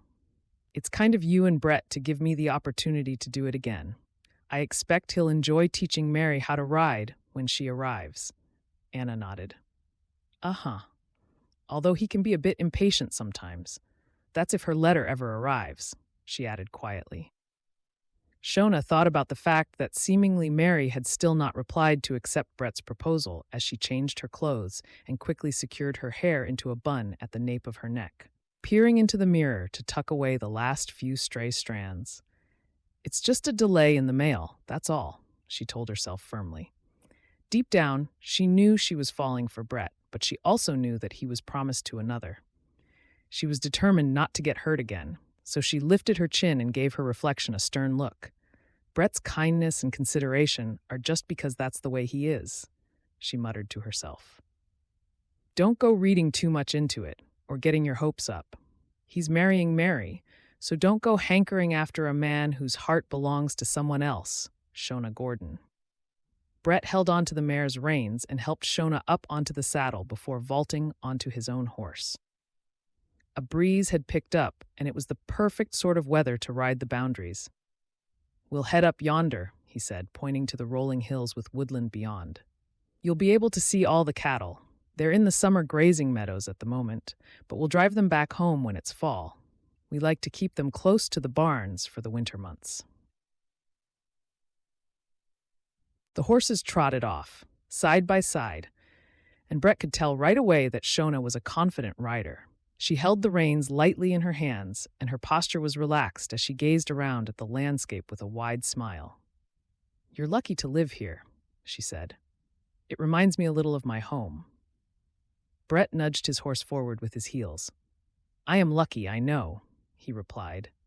As much as I love my work, I like the fact that I don't have to live in town. I get the best of both places, I guess. They rode on in companionable silence for a while. Brett liked the fact that Shona didn't chatter for the sake of it, like some of the young ladies he had considered courting in the past. "Are you still thinking about looking for a job as a teacher? You've been a great help to Anna." "I don't want to get in anyone's way," Shona said. "Besides, Anna is more capable than she thinks. I'm very grateful for the work your family has given me, but it might not be appropriate for me to stay once Mary is living with you all." Brett sighed and gave Shona a sidelong glance. Some of her hair had escaped from the confines of the hairpins and fell in curls around her face, glinting like gold in the sunshine. He found it hard to look away again. The truth was, the longer Mary's reply was taking to arrive, the more he had started to doubt his proposal. And he recognized that Shona's presence at the ranch wasn't helping matters either. He enjoyed her company and wanted to spend every spare moment with her. Even Anna had remarked to him, with a concerned frown, that she had never seen him so eager to hurry out to do barn chores than since Shona had arrived. "What's that?" Shona cried, snapping his attention back to the present. She pointed to a cloud of dust rising in the distance. "What the?" Brett stood up higher in his stirrups to get a better view, and as the dust cleared, they saw 2 riders galloping away. "Looks like a couple of cowboys up to no good on our boundary." He wheeled his horse around. "Stay here. I'm going to head over and see what damage they've done. It could be cattle rustlers breaking the fence, ready to steal our cattle under cover of darkness." Without waiting for an answer, he flicked his reins, and his horse sprang forward, reaching a gallop almost immediately. Shona's mare pranced under her, wanting to follow. "Go on then, girl," she whispered. She gave the mare her head and crouched low as they flew across the grassland, just behind Brett, catching up in no time. "I thought I said." Brett's words were lost in the thunder of hooves as they covered the ground together. Shona just smiled at him as Millie edged ahead. Her hair was streaming out behind her, and Brett shook his head. He knew when he'd met his match. A few minutes later, they reached the fence line, and Shona sprang down from her saddle. The mare snorted, and sweat flecked her neck, but her ears were pricked forward. "Good girl," Shona murmured. "You enjoyed that, huh?" Brett strode over and took Millie's reins. "You could have fallen off, Shona. What were you thinking, galloping past me like that?" His good humor had suddenly turned sour as he recalled a local rancher's wife who had died falling from a horse. "You don't even know what Millie is like. You have to be more careful. That's not the way to behave. If you were a proper rancher, you'd know that," he snapped. Shona looked contrite, and he immediately regretted his outburst. "I'm sorry, Brett. It reminded me so much of how I used to feel riding Raven. I just forgot myself." She bent down and picked a handful of dry grass, sweeping the sweat off Millie with long, slow strokes. "And you're right. I'm not a proper rancher," she added, sounding slightly sad. "I lost all that when Pa and Ma died. It won't happen again, I promise." Brett inwardly cursed his hasty rebuke as he saw the light of happiness fade in Shona's eyes. He wanted to fold her into his arms and apologize until he saw her ruby lips curve up in a smile again, but he couldn't. It wouldn't be right. "No, I'm sorry," he muttered. "You're a good horsewoman, I can tell, and Millie is as safe as any horse. She'll look after you." He led both horses to a nearby stream so they could drink. "Should we check the fence then?" Shona asked hesitantly. Brett nodded but felt he needed to explain more. "A good friend of ours who has a ranch on the other side of town lost his wife last year when she fell off a horse that bolted. I guess I panicked. We've all gotten rather fond of you, and Anna would never forgive me if you came to any harm." He looked slightly shamefaced, but then brightened as Shona smiled. "Aunt Cordelia used to say I could be hot-headed and that I should be more ladylike." "Well, you're plenty ladylike enough for me," Brett shot back without thinking, "and Anna will probably tease me for weeks when I tell her you beat me." He grinned, relieved that the air had been cleared between them, noticing that his compliment had made her blush. Shona grew serious again as they walked over to the fence. "Do you really think it was cattle rustlers next to your land?" Suddenly, the woods nearby felt menacing. Anyone could be lurking in the shadows of the trees, and she wouldn't know. "A lot of ranchers lost their cattle in the blizzards on the Great Plains last winter," Brett explained. "I never saw anything like it in my whole life. Most of the ones who were badly affected headed east to start over, but a few turned to crime and became drifters, stealing what they could. Surely they would never target Nate and Anna's ranch? Wouldn't they know there's a sheriff living here? Brett shrugged. I've put a few folks behind bars over the years who might want to get revenge.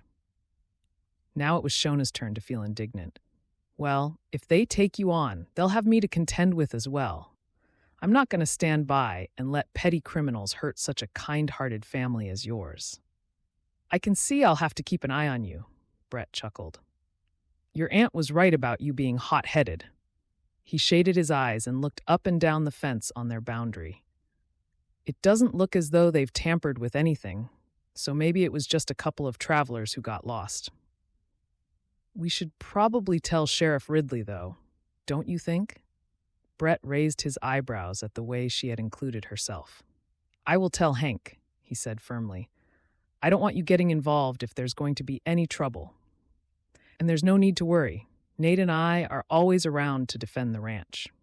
As they mounted their horses and loped back toward the homestead, Brett saw their neighbor riding up the drive. He wondered whether it was to deliver a letter from Mary. For the first time since he had placed his advertisement for a mail-order bride all those weeks ago, he hoped that perhaps his proposal had gotten lost. The Lord had brought Shona to Elk Lake Bluff, only to find her fiancé had died, and his own proposal to Mary had so far gone unanswered. Is it the Lord's bidding that we've been thrown together? He tried to sort through his tangled emotions, but there was no answer. He just had to wait and see. Chapter 8. This is where I spend my time when I'm not out chasing down outlaws. Brett's voice held a hint of pride as he pulled on the reins and brought the buckboard wagon to a halt outside the front of Elk Lake Bluff's sheriff's offices and jailhouse. It was a plain-looking building at the front, but the barred windows in the rear part gave its purpose away. Shona liked the way he took pride in his work. In her mind, it was a good trait to have, and she noticed the way the townsfolk were quick to wave and smile at him. Clearly, he was a popular member of the community. Several ladies had turned to whisper amongst themselves before staring directly at her as their wagon rumbled along the main street, which had made Brett chuckle. They'll all be wondering if we're courting, he said. It doesn't take much for rumors to start and spread like wildfire here, you'll soon see. Shona pushed away the thought that she wished it was true. I'm sure they're just being friendly, she said with a tinge of regret. She stepped down from her seat at the front of the wagon and tightened her shawl over her shoulders. Now that it was late summer, there was a hint of fall in the air, and she was glad of its warmth. Let's go inside. It's about time you met Hank. Brett wanted to offer Shona his arm, but resisted the urge. He still hadn't received a letter from Mary 6 weeks after sending his proposal, but that didn't make it right for him to be anything other than just a friend to Shona. He didn't want to do anything to stoke the gossip and get tongues wagging in the small town. The door opened just as they reached it, and a tall, bearded man looked out. You must be Shona, he boomed. He opened the door wider. I was beginning to think Brett was making things up, talking about this mysterious, beautiful young lady staying out at the ranch, but I see I should have believed him. Now then, Hank, don't embarrass her before she's even gotten over the threshold. A woman bustled forward with her hand extended to shake Shona's hand. I'm Leah Ridley, and this is my husband, Hank. Welcome to Elk Lake Bluff. Sheriff Ridley, don't you mean, dear? Hank's eyes twinkled with humor. My wife is the only person who can cut me down to size, but I wouldn't have it any other way. Leah waddled over to the desk and picked her basket up. Brett tells us you've settled in well, and we've heard that you're a far better horseback rider than him. She gave Shona a conspiratorial smile. News gets around fast in this town. I like it very much at Green Acres Ranch, Shona said. She was drawn to Leah's outgoing personality instantly and hoped they would be friends. Anna told me you've been an enormous help with the twins. Leah patted her voluminous dress that covered her swollen belly, and Hank put a protective arm around her shoulder. It won't be too long until Hank and I will be welcoming our baby into the world, God willing. What a wonderful blessing, Shona said softly. Leah was positively glowing from her pregnancy. and she felt a sudden pang of regret at her 3 failed engagements and a wave of longing for a family of her own. Leah gave her a sympathetic look. It must have been a terrible shock to come all this way and find that Mayor Everett had passed away. But a pretty, capable woman like you will find a new sweetheart in no time, I'm sure. As the 2 women chatted, Brett rifled through some papers on his desk, and Hank strolled over to the wall of wanted posters to look at the images of the Muswell gang. Are these the men who are terrorizing the area? Shona asked, curiosity getting the better of her. Uh-huh. Hank thrust his hands into his pockets. They seem to have gone to ground recently, which is bothering me. Brett told me about those 2 strangers you saw at the ranch boundary last week, but we've heard nothing since. Maybe they've moved on? Shona wondered. Hank pursed his lips and shook his head. I doubt it. There's something about the way their crimes have gotten bolder over recent months that tells me they're not done yet. We think they're not from this area, but they have local contacts who are working with them, giving them tip-offs about whose ranches to target. Brett folded his arms and frowned at the posters. We just can't seem to crack this gang. Someone's protecting them. We just need to find out who. Leah stood on tiptoes and turned her face toward Hank so he could brush a kiss on her cheek. I know you and Brett won't let them get the better of you, Hank. You just need to be patient. You know what these outlaws are like. There's no loyalty between them. Someone will slip up, and then you'll be able to catch them and bring them to justice. Shona felt a ripple of anxiety as she looked at the drawings. Eddie Three Fingers, Pancho the Shooter. The names jumped out at her. They were enough to strike fear into anyone's heart, and she could see that these men looked cruel and desperate, as if they would stop at nothing. I hope so, she said quietly. They won't be able to outwit these 2 for much longer. Leah gave her a reassuring smile. When you're married to a sheriff, you have to believe it. Otherwise, you drive yourself mad with worrying. Shona blushed. It sounded as though Leah was giving her advice as if she was married to Brett and on how to cope with his job. I need to go and post my letter to Aunt Cordelia and then fetch some supplies from the general store. It was nice to meet you both. I'll see you at the wagon in about an hour, Brett said, already turning back to his desk to do some work. Shona took her time wandering back from taking her letter to be mailed, using the opportunity to get to know the town a little better. The schoolhouse was next to the river, and she paused, wondering whether to go in and ask if they might be looking for a new teacher sometime soon. Through the open window, she could hear a chorus of children's voices reciting their times tables. It sounded like they were busy, so she decided to wait for the time being. Anna had promised she would introduce her to the other teachers next time they came into town together, which she knew would probably give her more chance of success than just turning up unannounced. There was a charming park next to the schoolhouse, with formal flower beds and a bandstand at the center. She could see several elderly gardeners busy at work, and one of them doffed his cap toward her as he stood up from his job. I hope you'll be coming to the parade in the park after the Harvest Festival, he called. Shona nodded happily and continued on her way.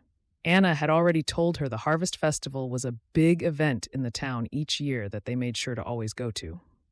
There was a morning of worship in church, followed by music in the park, and tables laden with food to celebrate a bountiful harvest.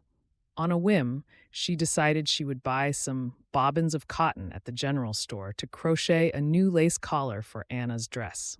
It would be a nice way to thank her for all the ways she had helped her settle into this new life. And she knew that Anna wouldn't spend money on herself for a treat like that.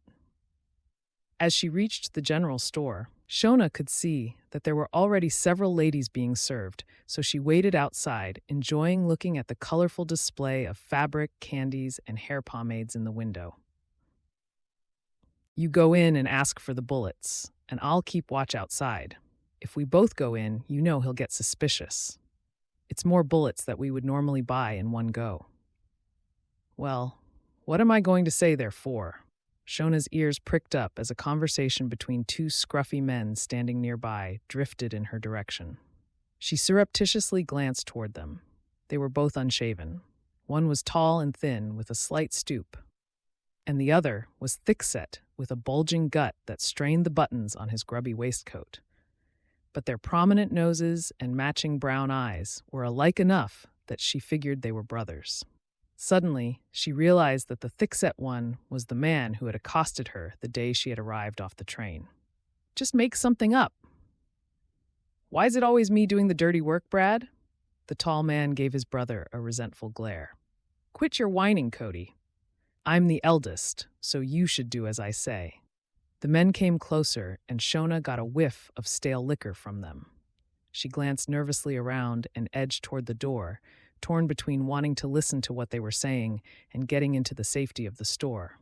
The thin man sighed and stumbled slightly.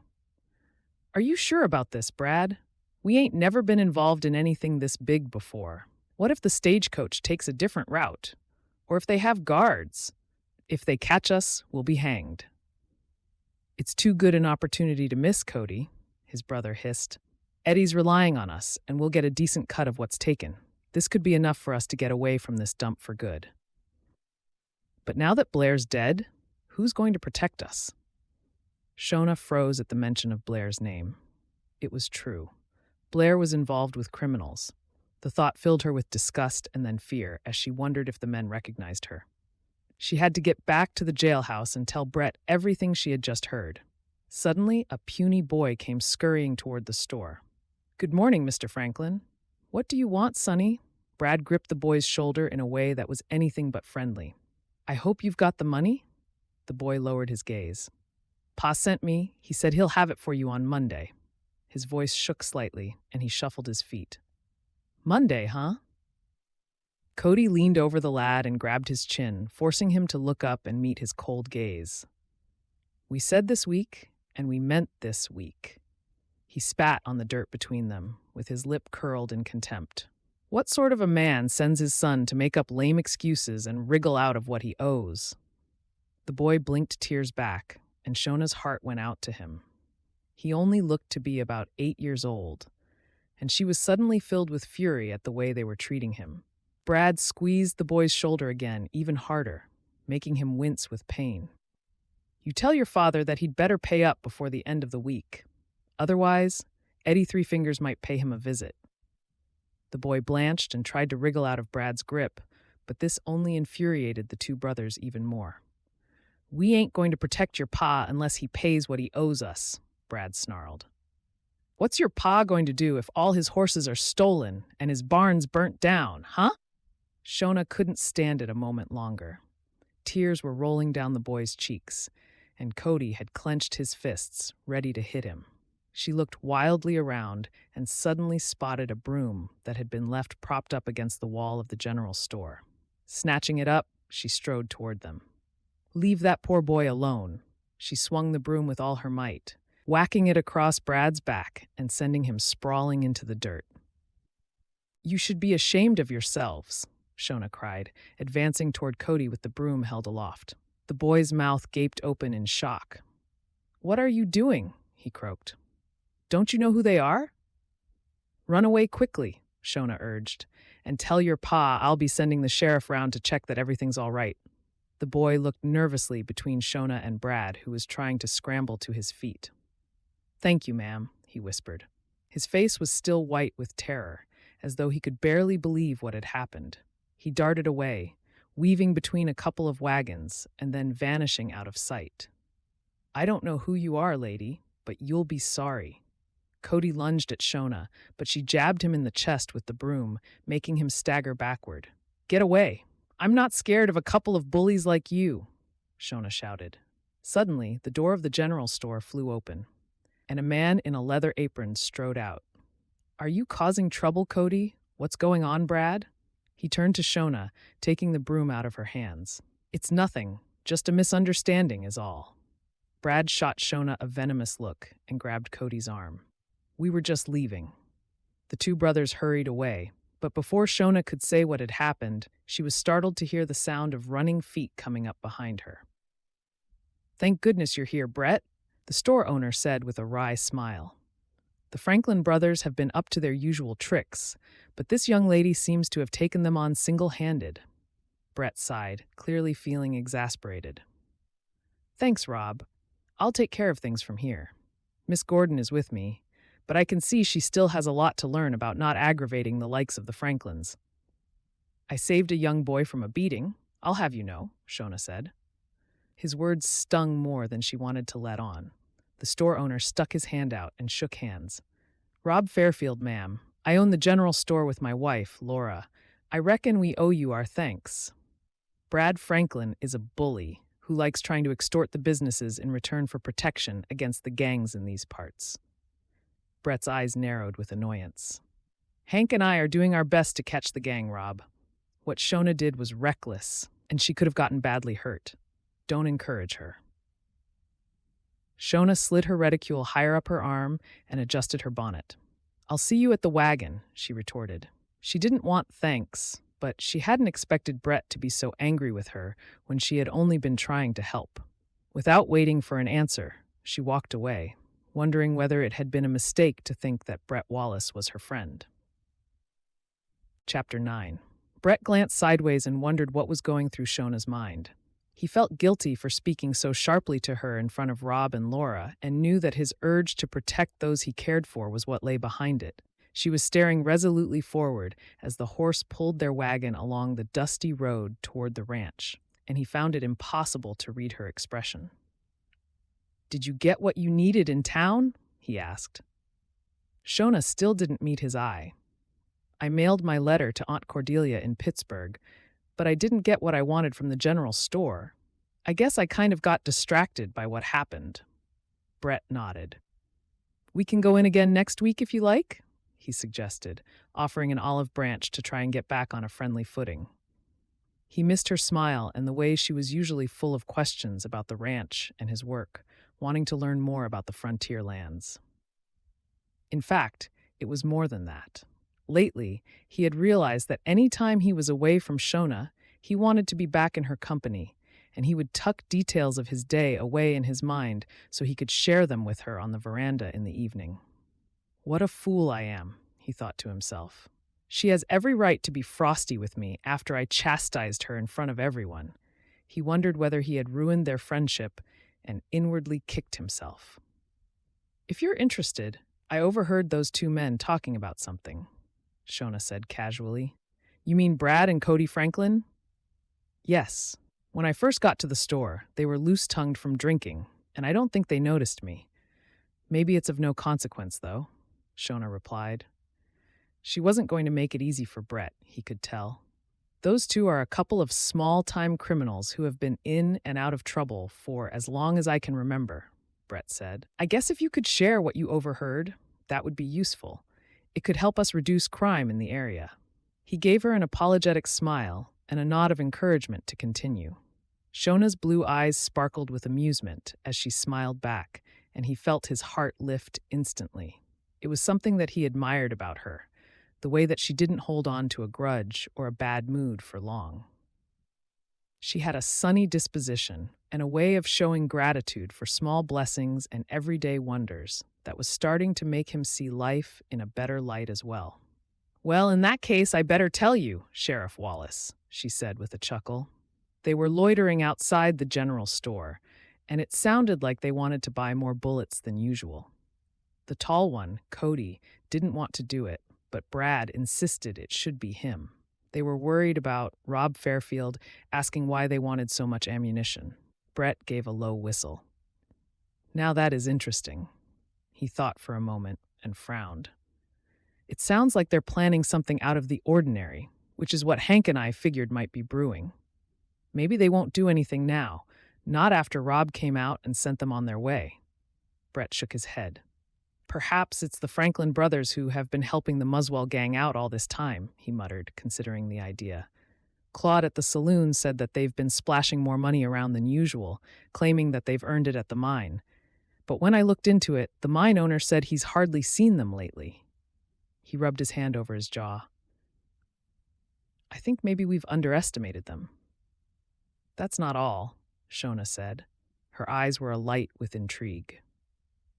They were talking about a stagecoach and getting a cut of what gets taken, enough to be able to leave Elk Lake Bluff.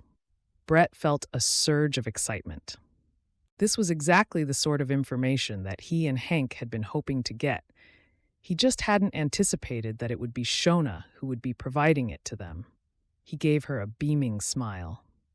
"You really are full of surprises, Shona. I don't think I've ever met anyone quite like you. It's just good luck that I happened to be outside the general store at the same time as them." Shona blushed, yet again unsure whether he was paying her a compliment or teasing her. "What about the boy? Will he and his pa be safe?" "Hank's taking care of it," Brett reassured her. "We'll be keeping a close eye on Brad and Cody Franklin from now on, watching their every move." He reached out spontaneously and took her hand in his. "I'm sorry I spoke out of turn. Rob is right. Without your help, the boy might have gotten hurt, so thank you." Shona's cheeks turned a deeper shade of pink. I guess you were right too. I need to be more careful instead of jumping in like I did. A broom wouldn't have been much good if they'd had guns, although I did enjoy seeing Brad flat out in the dirt." Brett burst out laughing and squeezed her hand before taking hold of the reins again to turn the wagon up the drive. Rob and Laura did say that Brad and Cody looked shocked to see a beautiful young woman taking them on with nothing more than a broom. I reckon they'll be too ashamed to be seen in the saloon for a few nights once word gets around. As he pulled the wagon to a halt, and the twins waved excitedly from the veranda, Brett wished he had been able to hold her hand for longer. Then, he suddenly remembered that in the rush of events with the Franklins and racing back to tell Hank to check on the boy who had run home, he had completely forgotten about the letter in his pocket. He waited until Shona had stepped down before pulling the letter out. His heart beat faster as he saw Mary's sloping black writing on the envelope. When the postmaster had run after him to give him the letter, as he was hurrying toward the general store to see what the ruckus was, he had explained apologetically that the letter had fallen down the back of his desk and that it had arrived several weeks earlier but had lain hidden until today. What will I do now? The question burned in his mind as he glanced across at Shona again, feeling a tug of emotion as the sun glinted on her hair and her melodic laugh drifted toward him. He turned the envelope over and pulled Mary's letter out with a heavy heart. Later that night, Shona wrapped the thick woolen shawl around her shoulders and picked up a lamp. Anna and the family had all gone to bed, but she couldn't settle after everything that had happened earlier in the day. She went out onto the veranda and set the lamp down, although she hardly needed it as the full moon was rising, casting a silvery glow over the ranch. She could smell a hint of wood smoke lingering in the air, which reminded her that winter wasn't far away. Overhead, bats squeaked as they glided past, and an owl hooted in the woods. She wrapped her arms around herself, waiting for the usual sense of calmness that being outside gave her, but something still felt wrong. Giving up on the idea of sitting down to look at the stars, Shona decided to walk to the corral instead to see the horses. They snickered softly as they saw her coming, and she reached over the top rail to pat them before they walked away again with a swish of their tails. "This place is beautiful at night, don't you think?" Shona jumped at the voice behind her, but then relaxed again as she realized it was just Brett walking across the yard toward her. "You couldn't sleep either, huh?" A sharp scream in the distance sent shivers down her back until she remembered that it was probably just a vixen out hunting. Brett rested his arms on the top of the corral fence next to Shona and tilted his head backward to look up at the sky. The night sky is incredible at this time of year. This is the best time to see shooting stars. I always used to make a wish when I was a boy if I saw one. Shona followed his gaze to look up into the inky darkness, suddenly feeling the majesty of the Lord's creation all around them. It made her feel very humble and also grateful that circumstances had brought her to Green Acres Ranch. "I've been thinking," she said quietly, "about what my future holds. I was going to call at the school this morning to see whether I could get work there and perhaps move into a boarding house in town. I don't want to take advantage of Anna's hospitality." Her words hung between them, and she heard Brett sigh. "I had a letter from Mary today." "That's good." Shona gripped her shawl tighter and waited for him to reveal when Mary would be arriving for their wedding. "I expect she'll be feeling very excited and nervous too." It turns out the letter came a few weeks ago, but it had gotten lost. Brett glanced in Shona's direction as though not sure whether to continue. Mary is marrying her childhood sweetheart back in New York instead of coming west to Elk Lake Bluff. Given how long the letter was delayed, they might even be married already. Shona's eyes widened with shock, and her first instinct was to feel sympathy for him. I'm sorry to hear that. You must be disappointed. I've been thinking about it all afternoon. I guess my pride was a little bit hurt. But then I remembered what the pastor talked about in church recently, about how falling in love with someone and marrying them is one of the Lord's greatest blessings. If Mary loves him, I can only be happy for her. Shona thought back to her 3 failed engagements. She had thought herself to be in love each time, but looking back, she wasn't sure. She had enjoyed their company, and she hadn't wanted to disappoint Aunt Cordelia by ending up a spinster. But since she had met Brett, being in his company felt somehow different from how she had ever felt before. I expect Anna will introduce you to more young ladies in town soon enough. Shona tried to keep her voice light, but she could feel her emotions welling up inside. Suddenly, Brett turned toward her and took her hands in his, making the breath catch in her throat. She could feel warmth flooding her cheeks as his thumb brushed the back of her hand. I've wanted to say this for a long time, Shona, but until I received word from Mary, it didn't feel like the honorable thing to do. What? What is it that you've wanted to say? Brett hesitated for a moment, choosing his words carefully. I've prayed about this, and I can't keep it to myself any longer. I have feelings for you, Shona. But you seemed pretty angry with me earlier today, Shona said hesitantly. Her heart beat faster as she gazed up into his brown eyes, watching the emotions chase across his handsome face in the moonlight. I care too much about you. That's the problem. I was terrified that you might come to harm. I hope you will forgive me. What you did was brave, but I couldn't bear it if something bad happened to you. Men like the Franklin brothers are dangerous. Shona couldn't help but smile. I felt safe as soon as I saw you, she admitted, and I'm sorry for being hot-headed. Brett pulled her closer and lowered his head, gazing at her intently. All I can think about when I'm at work is seeing you when I get back to the ranch. It felt disloyal to Mary, which is why I haven't said anything. I asked her to marry me in good faith, but you arrived in town, and everything has felt different since then. In a good way, I hope? She looked up at him, resisting the urge to brush a lock of hair back from his forehead. I never know whether you're paying me a compliment or whether you're exasperated with me. As you said, I have so much to learn. I probably don't really fit in the way someone raised out here would. You've changed my life for the better, Brett said, suddenly serious. Is it too soon for me to say that I would like to court you? Shona felt her pulse start to race. I don't know. She wanted nothing more than to melt into his protective embrace and feel his lips on hers, but she felt torn. She didn't want to make another mistake. Perhaps you need longer for the news of Mary's engagement to someone else to sink in? Reluctantly, Brett stepped back slightly, releasing her hands. You're right. I don't want you to think that you are second best in any way or that I'm only asking you because of things not working out with Mary. He turned and started to walk away before looking back toward her. I want you to know that I'll do whatever it takes to win your trust and show you that I'm serious about what I feel for you, Shona. However long it takes, I'm happy to wait. Shona watched him disappear into the shadows, her emotions in turmoil. Being with Brett was everything that she had dreamt of and hoped for. But she needed to be sure that Brett loved her for who she was, not just because it was convenient with her being at the ranch. She couldn't bear to give her heart to him, only to find that it wasn't really what he wanted. Chapter 10. Dinner is ready, Anna shouted across the yard. Her eyes narrowed as she watched Shona walking back from the barn and Brett walking from the corral.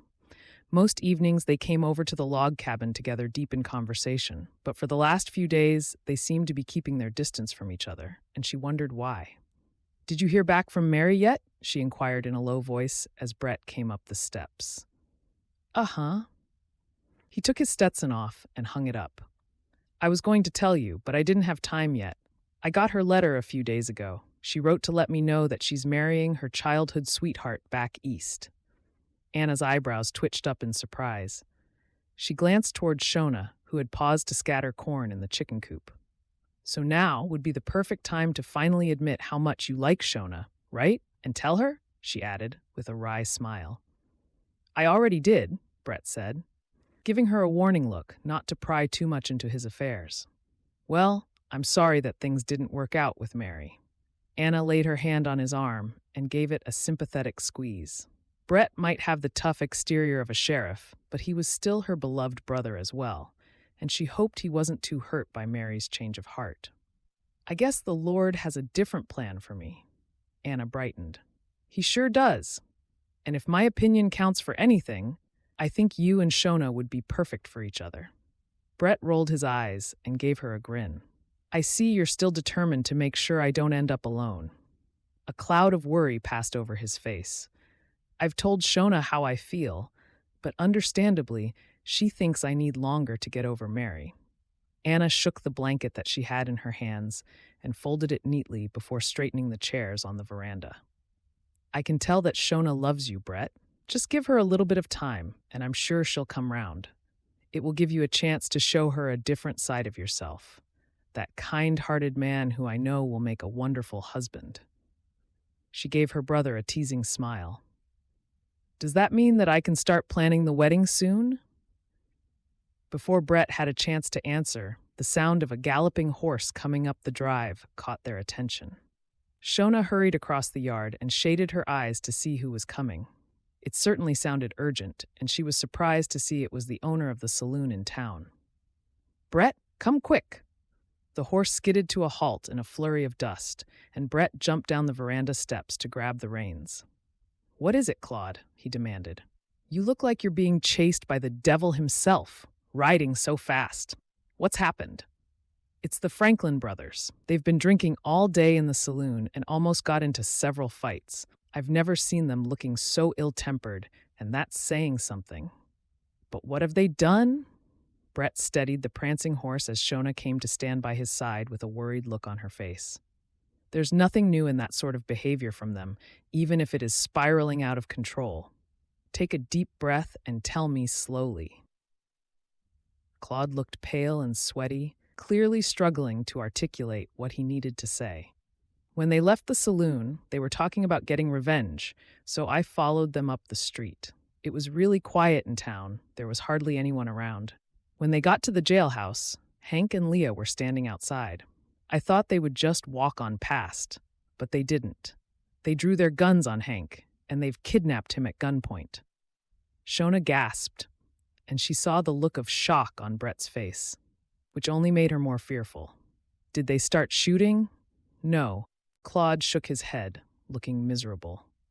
They were yelling about putting an end to law and order in our town so that they could do as they please. Claude lifted his hat and wiped his shirt sleeve across his brow, looking visibly shaken. I ran back to the saloon to fetch my horse and came here as quickly as I could to tell you. One of their neighbors is looking after Leah, but I'm worried about her. She doubled over and grabbed her belly. I reckon the shock might have set things off. The baby might arrive tonight. Shona felt a cold chill run down her back, imagining how terrified Leah must feel. She could end up widowed before the baby was born if the Franklin brothers carried out their threat. Where do you think they would have taken Hank? She asked, giving Brett a searching look. I don't know, but the fact that they haven't shot him already is a good sign. It buys us a bit of time. Brett started pacing back and forth, forcing himself to think. If it's any help, Claude added, a couple of folks in the street said they saw them headed out toward the hills beyond Stony Creek Ranch, where Joe and Rosie McNeil live. Anna hurried over with a glass in her hand. Drink this, Claude. It will settle your nerves. She thrust the tot of whiskey toward Claude, and he gulped it down gratefully. Hearing the rumpus, Nate came running from the corrals, and Anna quickly told him Claude's news. Well, I'll be. Nate paused, not wanting to cuss in front of Anna. Do you remember years back, when Brad and Cody were boys, they used to boast about having an old shack in the hills? Brett stopped walking and looked at Nate. Yes, you're right. For fishing in the summer and trapping in the winter. How could I have forgotten about it? He strode away to the log cabin. I bet that's where they've gone. I'm going to ride up there now. Shouldn't you get a posse together? Anna cried. You can't take them on single-handed. I'll go with you, Nate said, already running after Brett to get his gun. No, Nate, I need you to stay here and look after your family. If Brad and Cody are talking about getting rid of the lawmen of Elk Lake Bluff, that includes me. Other members of the Muswell gang might come here. I won't be able to do my job if I'm worried that Anna and the children are alone. Nate nodded reluctantly. That makes sense, but I feel kind of useless just staying here. There's nothing useless about protecting the people I care for, Brett said gruffly.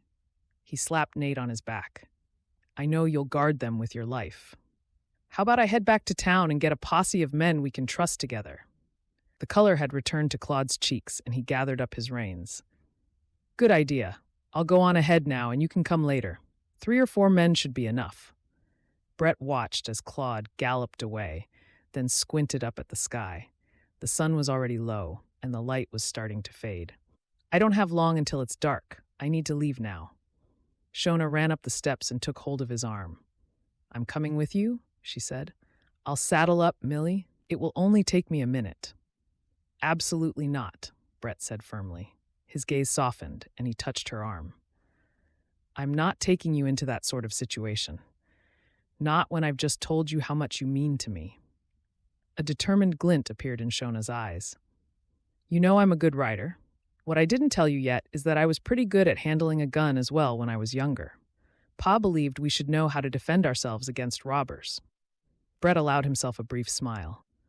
Are there any other surprises I should know about if we're to start courting?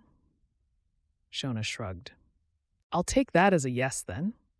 Without waiting for an answer, she picked up her skirts and ran across the yard to the barn. She had only just brought Millie in, so the saddle and bridle were there, ready for her to quickly put on the mare, who was pawing the ground, sensing the urgency of the situation.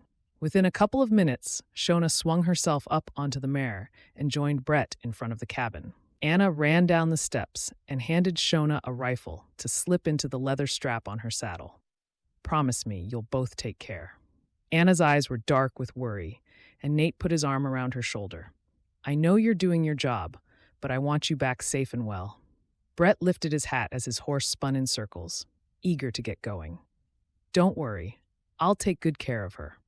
We're going to make sure Leah's baby has a ma and a pa, and those crooks are finally put behind bars where they belong.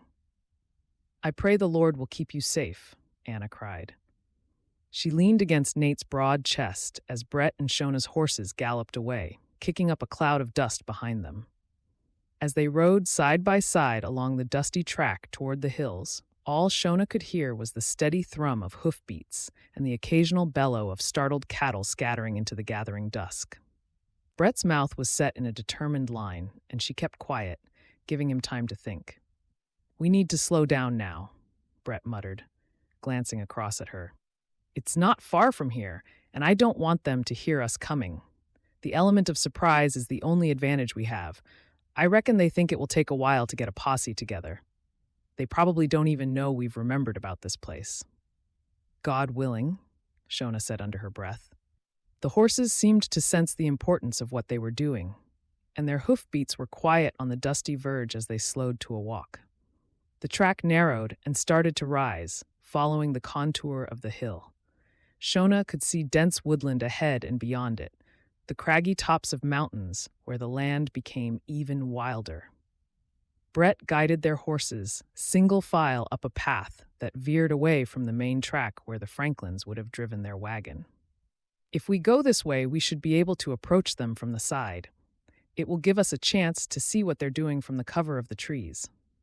Shona shivered, ducking low over Millie's neck as they entered the woods, and branches snatched at her hair and clothes. The sun had almost set, and the moon was starting to rise, casting them in a strange half-light. They weaved through the trees, sticking as much as possible to where the shadows were deepening until Brett signaled for them to stop. We'll tie the horses up here. Brett dismounted and came around to Shona's mare, holding the reins while Shona jumped off. The trees loomed over them, and a light breeze had picked up, rustling the leaves. By the time the horses had been hitched to a tree, Shona's eyes had grown accustomed to the gloom, and she could see a pinprick of light in the distance. "Is that them?" She pointed, and Brett nodded. "I reckon so. I came up here once years ago, and it's a little different now that the trees have grown more, but I'm fairly sure that's where their shack is." Shona started walking toward it and suddenly felt Brett's hand on her arm, tugging her back. He took her rifle off her and laid it on the ground before pulling her into an embrace that made her gasp with surprise. "I don't know how this is going to end," he murmured into her hair. "That's why I have to tell you now, while I can. I love you, Shona." Bending his head, he pressed his lips against hers in the briefest of kisses that made her tingle with desire. "It had better end with another kiss," Shona whispered, laying her head against his shoulder for a moment. She felt his chuckle rumble deep in his chest, and it made her smile. "I'm serious," she said, drawing away to look him in the eye. "I don't want anything bad to happen to you, Brett. There's a lot riding on this, not least that I love you too, and I don't want to be left heartbroken if they shoot you." Brett nodded as his heart soared with happiness. She loves me. Hearing those words from Shona was all he needed to know. "I'm going to do everything in my power to make sure we rescue Hank and get away in one piece. And better still, if we can find out more about the Muswell gang, we might finally be able to make Elk Lake Bluff safe again." He bent down and picked up Shona's rifle again, handing it to her. "We'll head a bit closer to the shack and see what they're up to. Stay behind me, all right? And promise me you won't do anything hot-headed."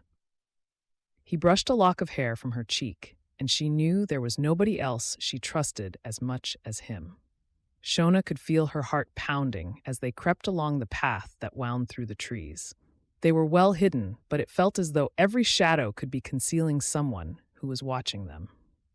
Brett's solid bulk in front of her was reassuring, and any time she felt her resolve starting to waver, she thought about Leah, who was probably fighting right now to bring new life into the world. We have to get Hank out of their clutches. The fact that Brad and Cody had so little regard for Leah and her unborn baby told her how cruel and cold-hearted they were. Brett was right. The only thing the Franklin brothers deserved was to be locked away for a very long time, and it was up to them to make it happen. Chapter 11. As Shona and Brett got closer, she was finally able to see what lay ahead. In the distance, the woods opened into a glade, and at the center, there was a ramshackle dwelling that looked like it had seen better days. There were gaps between some of the wooden planks that made up the walls of the shack, and some of the roof shingles were missing. The door listed slightly on its hinges, and there were 3 dead rabbits hanging from a piece of rope outside the door, waiting to be skinned and cooked. "Do you think it's just the 2 of them?" Shona whispered. Brett nodded. "I reckon so." He gestured with his hand for her to stop so they had time to see exactly what they were up against. "I don't think anyone else from the Muswell gang is here." Brett smiled at her. "At least there's one thing in our favor." They crept a little closer so they could hear what the 2 men were saying. "Don't just sit there like a lazy critter. Pass me that bottle of whiskey," Brad grumbled. Cody stood up from the log where he had been sitting, swaying slightly, and stumbled toward the shack. There was a full bottle of whiskey on the steps, and he reached for it, pulling the stopper out with his teeth and taking a long swig before handing it to his brother. "How come it's always me running around doing what you say?" Cody asked resentfully. "That's just the way it's always been," Brad chuckled, clearly not bothered by his brother's comment. "If it wasn't for me looking out for you, you would have been thrown in jail years ago or even hung up by the neck. You're too much of a fool to be able to look after yourself, that's for sure." He gulped down a mouthful of whiskey, gasping as it burned his throat. "Is that what you really think? If so, you're more of a fool than I am," Cody retorted with a frown. "If it wasn't for my brains, it's you who would have been rotting in jail by now. You always act too hasty without thinking. I mean, whose crazy idea was it to kidnap the sheriff, huh? Now we've got to deal with him, which only complicates things." Shona and Brett edged forward cautiously to get a better view. The two brothers had lit a campfire outside the shack, and Cody threw a couple of logs onto it, sending a shower of sparks up into the air. It provided just enough light in the open glade for them to have a clear view of the brothers. Suddenly, Shona heard a low groan and saw a tiny movement at the edge of the glade. It was Hank. It looked like his hands were lashed together behind his back, and he had been tied to a tree so he couldn't escape. But what made her blood run cold was the way that he was slumped forward. The front of his shirt was stained red with blood, and it seemed as though he was barely conscious. "Look," she murmured. "There's Hank. They've beaten him, and he's badly hurt." She nudged Brett and pointed toward their friend. "I have to get to him straight away, otherwise he might bleed out, and I'd never be able to live with myself if that happened. Leah needs her husband, and Elk Lake Bluff needs Hank as its sheriff." Shona brushed her hand against Brett's arm. "I know you can save him, Brett.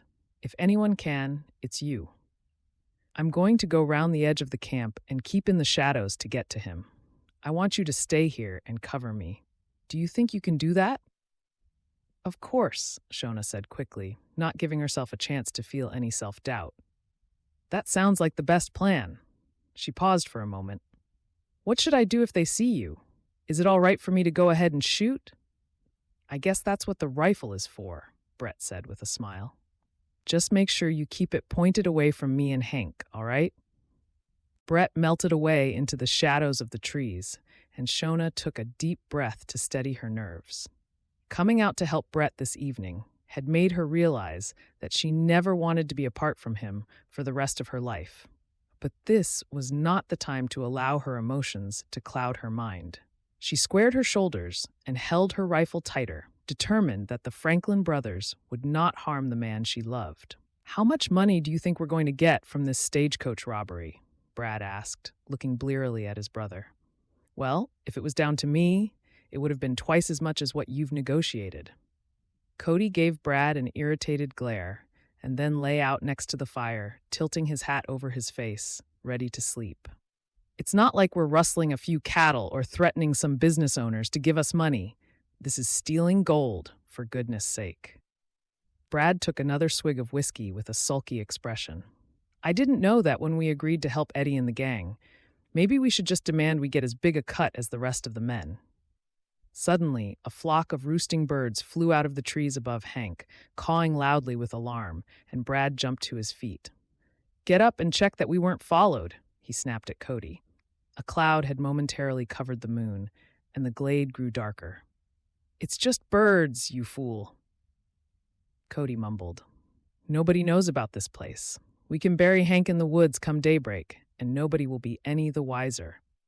Brad reached for his revolver and flicked it open to check it was fully loaded, seemingly happy with Cody's reply. He scratched his belly and chuckled. "That'll serve him right for threatening me with jail. Then we just need to deal with Sheriff Wallace and that feisty little woman of his." Shona felt the hairs on the back of her neck stand up as she realized they were planning on killing Hank and then coming for her and Brett. Just at that moment, the cloud cleared, and the silver glow from the moon lit up the glade again. A twig snapped from Hank's direction, and Brad raised his gun, firing wildly into the tree canopy and scattering more birds that flapped into the sky with alarm. "I just saw something move. There's someone with Hank," Brad hissed as Cody scrambled to his feet. A muzzle flash from his revolver lit up the night as Brad fired again, and splinters of wood showered down from the tree next to Hank. It was only because they were both drunk that the shot had missed, but Shona knew she had to act fast. "Is that you, Sheriff Wallace?" Cody tried to hitch his braces up and pull his boots on as he stumbled toward the shack to fetch his gun. "You're saving us a job by coming here. We'll kill you both. 2 sheriffs in one night." His drunken laughter rang out. Brad lined up his revolver to shoot Brett, glancing back over his shoulder to make sure that Cody was there to back him up. "Stop!" Shona shouted, trying to draw their attention away from Brett. Her voice echoed, bouncing around the trees, and Brad spun around to see where she was. "Drop your gun?" she cried, fueled by fear and anger. From the corner of her eye, she could see Brett had managed to untie Hank and was trying to drag his inert body out of harm's way. You think I'm scared of a woman like you? Brad's mouth contorted with hatred. Are you going to beat me with a broom again, you miserable wench? He started running toward Shona.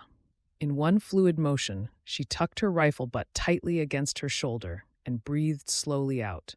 Just as her breath stilled, she squeezed the trigger, and Brad clutched his arm and crumpled to the ground with a howl of pain. She had clipped his shoulder, which was exactly what she wanted, and his revolver flew out of his hands into the long grass. You've killed him. Cody bounded down the steps of the shack. His eyes were alight with a glow verging on madness, and Shona raised her rifle again. Taking aim at his knees, she squeezed the trigger again, but her fingers met resistance. The gun had jammed. Cody carried on running toward her, and Shona felt a strange sense of calm come over her. There was no time to tell Brett that her gun had failed, but at least he knew that she loved him. That was all that mattered. Give yourself up, Cody, she yelled. Brad's not dead, but you both will be if you carry on with this crazy plan. Cody skidded to a stop in confusion. He looked wildly around as the wind shook the branches and the shadows from the moonlight wreathed like faceless creatures in a bad dream. He had expected Shona to cower behind a tree, but instead she stepped out in front of him. Shoot her, you idiot, Brad mumbled. He tried to roll over to reach his gun, then gasped from the hot pain which seared through his torso, rendering him useless. You're surrounded, Cody, Shona said, tilting her chin defiantly. She threw her rifle down on the ground between them. Do you really think this is what the Lord would want you to do? Cody started lifting his revolver and then hesitated for a split second. You mustn't say that, he croaked. This isn't the life we wanted. It's not our fault. Then stop now while you still can. Shona's voice was firm. Do the right thing for once. You don't always have to do what your brother says. She turned her palms toward him in a gesture of good faith to show that she was unarmed. I can't stop, Cody cried. He raised his hands and pointed the revolver straight at her. Shona's vision narrowed to the end of his gun. Suddenly, the thunderous crack of another gunshot split the air, and everything went black as she fell to the ground. Chapter 12. Shona, wake up. The deep voice came from far away, as if at the end of a tunnel, but somehow hearing it felt like a cozy blanket being wrapped around her. Don't you go dying on me, not when we have the rest of our lives to spend together. This time, the tone was more urgent. Shona blinked, vaguely aware of the sensation of grass and leaves underneath her. A lamp swung into view, and she tried to focus on the yellow flame, but suddenly a shadow loomed in front of it, blocking out the light. She's going to be all right, another voice chimed in, sounding relieved. She recognized it as Rob Fairfield. The lamp was set down on the ground, and Shona realized it was Brett leaning over her. He slipped his hands under her shoulders and gently lifted her into a seating position, cradling her carefully. You gave me a fright then, he murmured. I thought I'd lost you. She managed a weak smile. I thought I'd lost you when Brad was firing in your direction. What happened? The last thing I remember is my gun jamming. A sudden flurry of activity on the other side of the campfire caught her attention, and she wriggled higher, just in time to see Brad being lifted onto a makeshift pallet and Cody's hands being tied behind his back by Hank and Claude. Is Hank all right? Shona wondered whether her eyes were deceiving her. He's made of tough stuff. They beat him, and he blacked out for a while. But he came round again just after I untied him. Brett grinned. Thank goodness for that. Has someone told Leah? She'll want to know, especially if the baby's on its way. Shona tried to struggle to her feet, thinking how terrified Leah would be feeling. Would you rest a moment? Brett sounded stern, although he was smiling at her at the same time. Cody's bullet hit the tree next to you, and a branch snapped off, knocking you on the head. It's time for me to take care of you instead of you always trying to take care of everyone else. One of the men is riding back into town right now to give Leah the good news that Hank is alive and well. Shona felt weak with relief and allowed herself to melt into the safety of Brett's arms as he helped her to her feet. She could feel a dull ache on the back of her head, but nothing could dim her happiness that Brett and Hank were safe. Brett helped her over to the log next to the fire, and they sat down together. Hank hurried over and thrust his hand out to shake hands with Shona. I'm not sure if saying a simple thank you will ever be enough, but thank you for saving my life." His voice shook with emotion. "I dread to think what would have happened if you two hadn't shown up when you did." "It's just what anyone would have done," Shona said lightly. "What's going to happen to those two?" Her gaze slid toward the wagon where Cody was sitting next to Brad, who had been laid flat on the wagon floor with a bandage around his shoulder. The sound of their squabbling drifted over, and she shook her head. "Do they ever stop arguing?" Hank gave her a grim smile. "They'll soon get sick of it when they're locked up in jail together. I've already persuaded them to tell me everything they know about the Muswell gang in return for a favorable word with the marshal." "Do you think they'll tell you more about the gold robbery?" Shona looked between Hank and Brett, suddenly feeling energized. "Men like them usually crumble as soon as they know they might hang for their crimes. We should be able to persuade them to give us the information we need. If we could catch Eddie Three Fingers and his bandits in the act, that would be even better, wouldn't it?" Shona said excitedly. "They wouldn't be able to deny anything, and you could finally rid the area of their evil crimes." Brett chuckled and stood up slowly. "Do you see what I mean, Hank? Shona's not the sort of person to let outlaws and bandits get away with things." He helped her up and tucked her hand into the crook of his arm. "Tonight is the end of your gunslinging days, Shona. Will you leave that to me and Hank from now on, please? Leah would soon have something to say about you being in any sort of danger again," Hank added. "If you're going to be a sheriff's wife, that's the first thing you have to learn. We can only catch the outlaws if we know our family is safe." He hurried away with a backward wave. "We're taking these two back to town now, and then I'm going home to be with Leah. News is that I might be a pa by the time we get back." Brett and Shona watched as the wagon trundled down the track, then retraced their steps to where their horses were. It had only been about an hour since they had arrived, even though it felt as though days had passed. "I owe you my life, too," Brett said softly as they reached the horses. The moonlight slanted between the trees, and the horse snickered quietly at the sound of their voices. "And Hank is right. I need to know that my wife is safe if I'm to do my job properly." "Your wife?" Shona gazed up into Brett's warm eyes and smiled. "Are you saying what I think you're saying?" Brett lowered his head, and their lips met in an exquisite moment of tenderness. "Will you marry me, Shona? We haven't had a conventional courtship, but I know that my heart belongs to you and always will. Would you marry me?" Shona felt their hearts beating in unison and marveled at the way Brett's touch was so tender and full of love. She knew there was nowhere else she would rather be than by his side, no matter what the future held. "Yes, my love, I would like nothing more than to be your wife, and for us to be blessed with our own children too, Lord willing." She tilted her head and brushed another kiss on his lips. "Those bandits had better realize that no matter what they try to get away with, you'll always have a happy home to come back to every evening." "That's all I need to know," Brett murmured.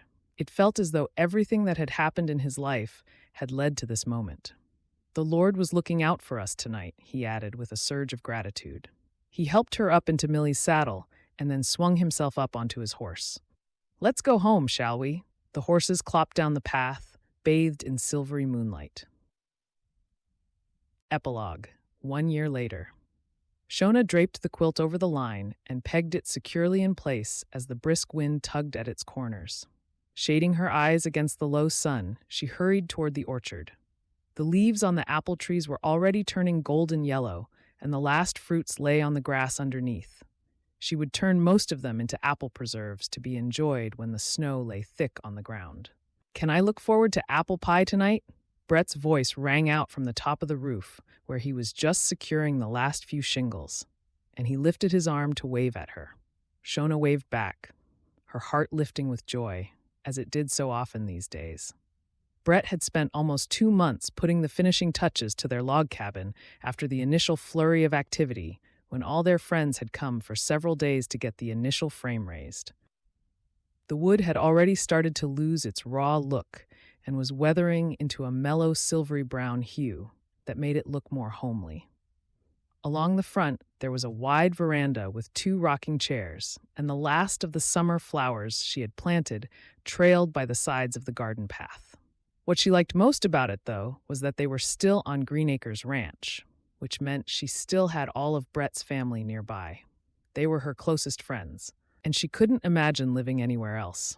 She felt a sudden twinge in her muscles and put her hands in the small of her back to rub it better. Before she even had a chance to say anything, Brett had scrambled down the ladder and was striding toward her. "Are you okay? I hope you're not overdoing it," Shona chuckled. "I'm just doing yard chores, that's all." She took Brett's hand and rested it on her swollen belly. "The baby's kicking. I don't think it will be much longer." A look of wonder came over Brett's face as he felt the insistent nudge beneath his hand. "What a blessing, Shona," he said, breaking into a smile as the baby nudged again. "I can hardly believe I'm going to be a pa." Shona stretched up and kissed him on his cheek before snuggling against the comfort of his broad chest. Our own home and our first baby, and to think this time last year it was all nearly snatched away from us by Brad and Cody Franklin. I don't think we need to worry about the likes of them anymore. Hank told me they've been moved to a prison in California. What about Eddie Three Fingers and the gang? Shona couldn't help but shiver at his name. When Hank and Brett had broken up the Muswell gang, just as they were about to rob a stagecoach, there had been a vicious shootout. Eddie wasn't going down without a fight, and the sheriff from the neighboring town had been badly injured. It had given her nightmares for a few weeks, thinking about how easily it could have been Brett who could have been shot, until Anna reminded her that all they could do was trust in the Lord's protection. "They'll never be free men again," Brett said firmly. "Last I heard, they're doing hard labor out in the mining country, and it's a good thing too. They terrorized so many innocent people, but justice prevailed in the end. Thanks to your bravery. It's only because we captured the Franklins that the gang was caught." Shona shook her head. "It wasn't bravery. I already knew I was in love with you, Brett, and there was no way I was going to let Cody and Brad take our future away from us." Brett took hold of both her hands and drew her into an embrace. "I'm sure going to have some good stories to tell your aunt when she arrives." "No, you mustn't," Shona said, stifling her laughter. "She always said I was unladylike, and that will only confirm her worst fears. Speaking of Aunt Cordelia, I need to go and prepare the spare room for her and Patty. They arrive on the train tomorrow." She smiled happily. It was going to be wonderful to have the 2 of them staying to help her out when the baby arrived. "I'm looking forward to meeting them," Brett said as they strolled toward their cabin. "Do you think they will like it here?" Shona nodded. "I'll make sure they do." She gave him a mischievous smile. "Aunt Cordelia said she would never leave Pittsburgh, but I reckon by the time they've experienced the hospitality of Elk Lake Bluff and our family and friends, she won't want to leave." "It's no trouble to add another room to the log cabin sometime, and it will be nice for her to have your company again and be part of our baby's life," Brett said softly. He had always felt bad that Shona's only kin lived so far away, while all his family was right here with them. "And wait until the nice gentlemen in town see Patty at church. I wouldn't be surprised if there's a marriage proposal for her before Christmas." Shona sighed happily as she felt their baby stir inside her again. Pittsburgh felt like a distant memory. This was her home now, and just as she had always prayed for, she had a kind-hearted husband who she adored. "I had a dream last night that we had twins," she said, snuggling closer to Brett as the wind whipped the fallen leaves around their feet. Brett stared at her, losing himself in her deep blue eyes for a moment. A dream? Or perhaps a premonition? They walked arm in arm onto their veranda and in through the door. There was a cozy fire crackling in the hearth and an aroma of nutmeg and spices in the air from where Shona had been baking earlier. "Whether it's a boy or a girl, or even twins, all I know is that the Lord has blessed us, Shona." He swept her into another kiss, eternally grateful that God had brought them together. The end. Thank you for listening to this free audiobook, and we hope you enjoyed it. Martha Gilchrist writes clean romance stories that sweep you away to when times were simpler, with plenty of love and adventure to entertain you. If you enjoyed this story, be sure to like it with a thumbs up and subscribe to this channel. That way, you will always know when a new audiobook has been added for your listening pleasure.